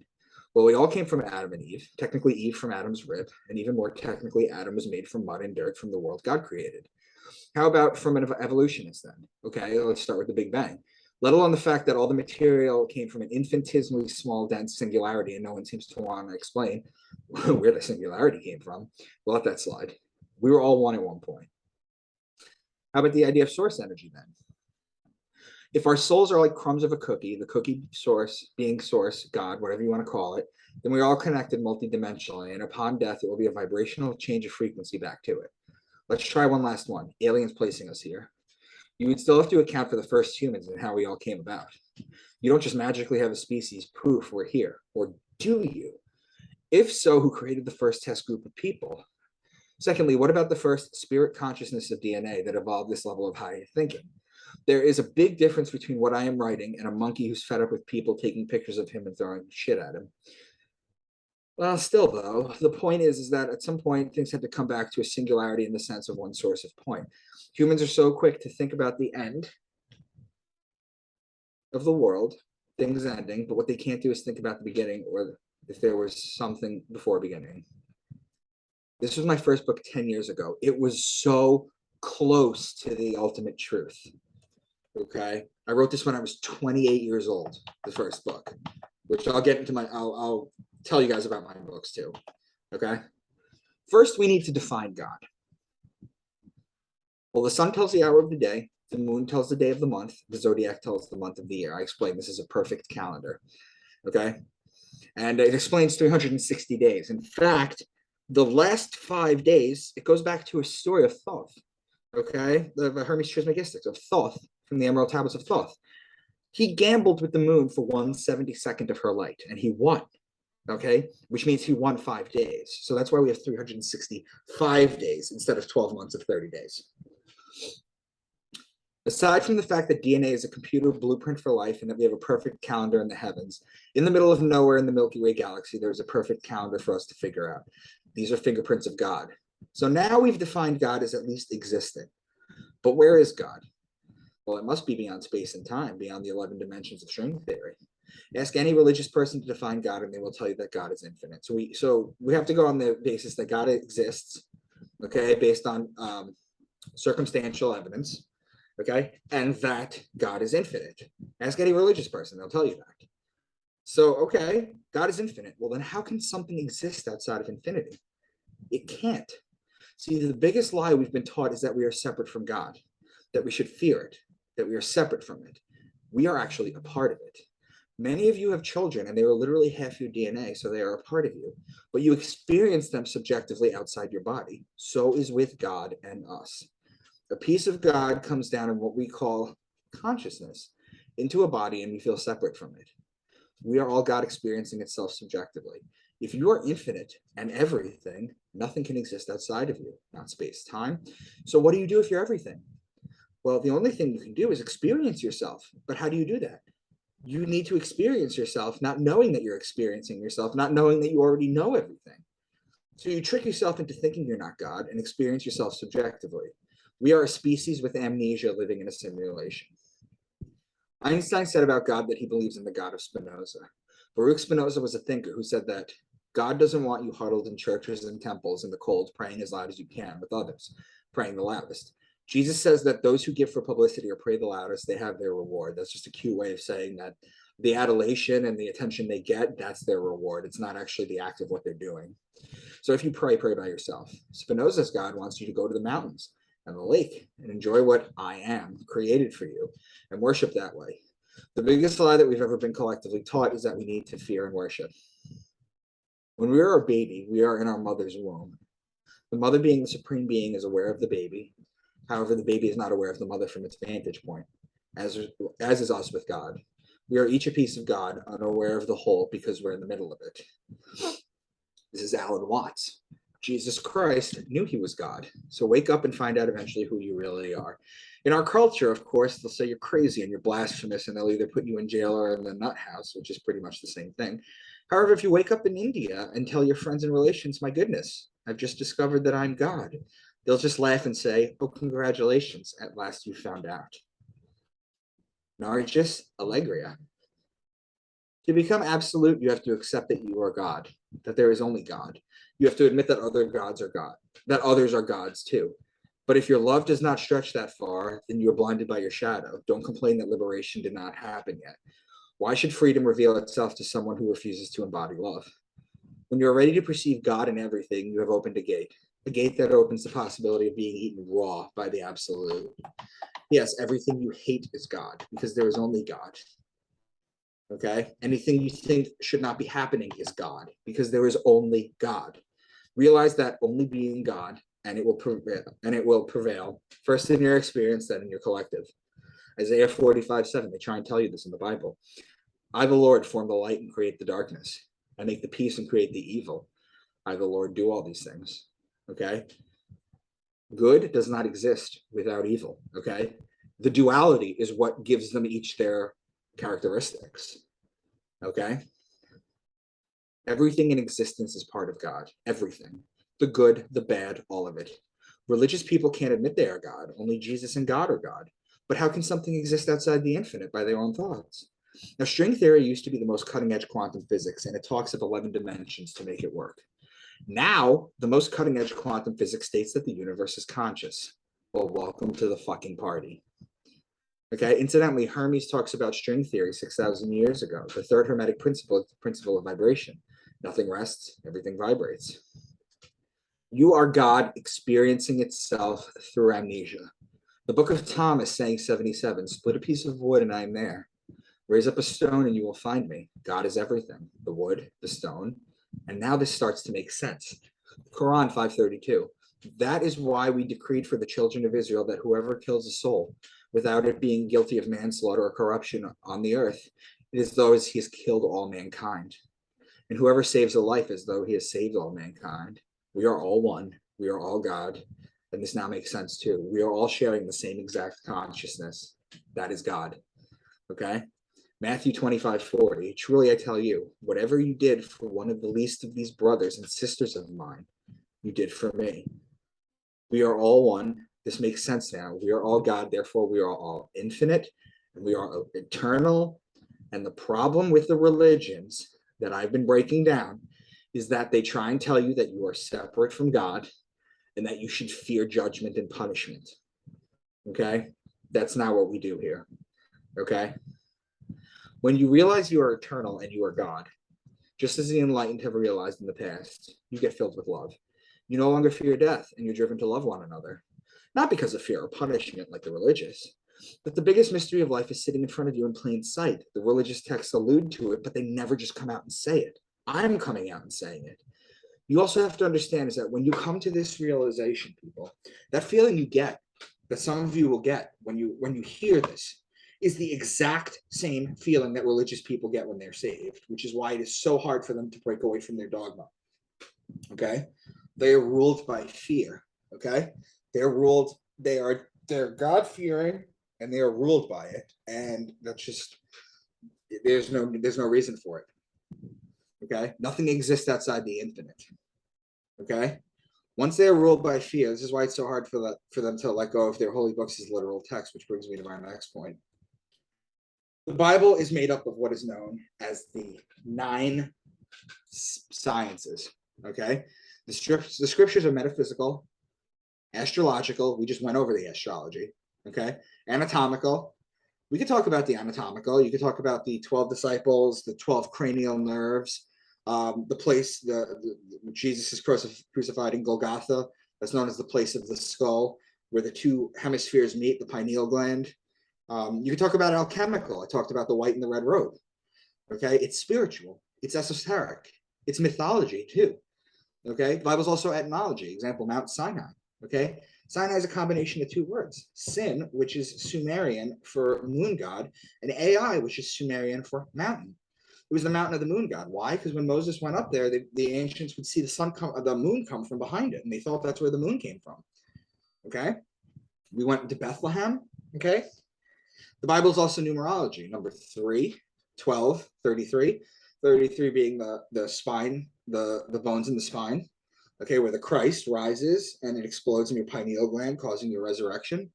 Okay, the 12 disciples, the 12 zodiac signs. Okay, the 3 days that the sun walks sideways. Okay, I've been studying astrotheology from the best in the world before I started doing it myself. I've been at it for 10 years and I'm nowhere near understanding the entire thing. Each one of these sciences goes that deep. It's literally more information than you can learn in an entire lifetime. So if you read the Bible literally, you're not going to get much wisdom out of that. Okay, that's not how it's supposed to be. It is encoded 9 different ways, at least. Okay, what you need to know about the Bible is it is not literal, it is not historical, it is not reality, and it is not original. We are all God interacting with itself. We are eternal and infinite and powerful. We use DMT and hallucinogenics to see other realms and connect with God. We meditate to lose the voice in our head so that we can be one with the all. When you first realize this, you will go through the 5 stages of grief with your religion and your prophets. It hits everyone differently. We are in the age of Aquarius. The time to be ruled by religion is over, and the elites know this. That's why they're ramping everything up and are scared shitless. We are the first people to see a change of a century, a millennia, and a zodiac sign. That never happened and will never happen again. This is the golden age of enlightenment. This is the secret of life.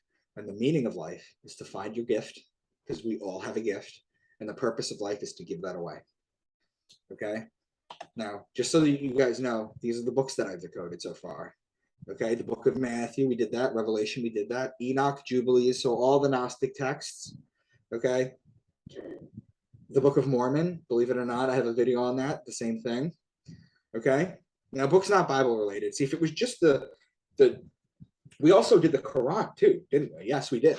So if you're talking about this, it's not just these books. It's also the Enuma Elish, that's Babylonian, the Epic of Gilgamesh, that's Sumerian, the Code of Hammurabi, where laws come from. Okay. The Egyptian Book of the Dead.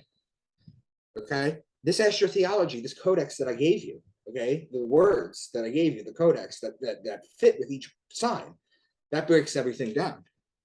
Now, I have a book series out that goes into this in much greater detail.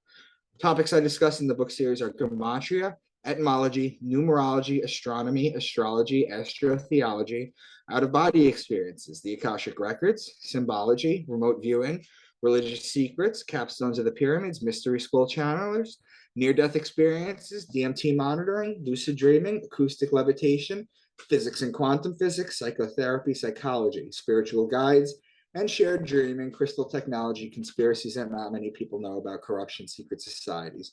You want to read the real version of a Da Vinci Code? That's what my book series is about. This is them right there, okay? I got 7 out so far, okay? It's called the Into the Rabbit Hole series, okay? They're in order, okay? And I have videos about stuff that I've predicted in these books that have come true. I also have a kids astrology book with my astrologer, Priscilla. It's called A is for Aries, okay? It's for 6 to 11-year-olds, okay? So let's just finish up with this. My point, once again, is not that those ancient people told literal stories, and we are now smart enough to take them symbolically, but that they told them symbolically, and we are now dumb enough to take them literally. Okay? So now we can take a look at this. So you have Polaris, the North Star. You have the lambs, that's Aries. The camels, Camelopardalis. The donkeys, Acellus Borealis, which is in Cancer. The bull is Taurus. Jesus, the baby, has a sun behind his head. Mary and Joseph's clothes are alchemical. So now we can break this down now that we understand this. Okay? So I've left links and people in the description of this video. I've never asked you guys for anything, but if you could send this video and your thoughts to each and every one of them, this will be able to blow up and reach critical mass. So my name is Micah T. Dank, and I write under the name Micah T. Dank. I don't hide my name. I don't hide my face. This is my work. This is my legacy. And I thank you all for being a part of this. This is an all-inclusive video that I've made. I know it's going to be rather long. I gave you guys breaks, and I know that you're going to probably want to watch it like a million different times. This is the best case against it, guys. We're going to evolve in the age of Aquarius. I can promise you that. So, thank you.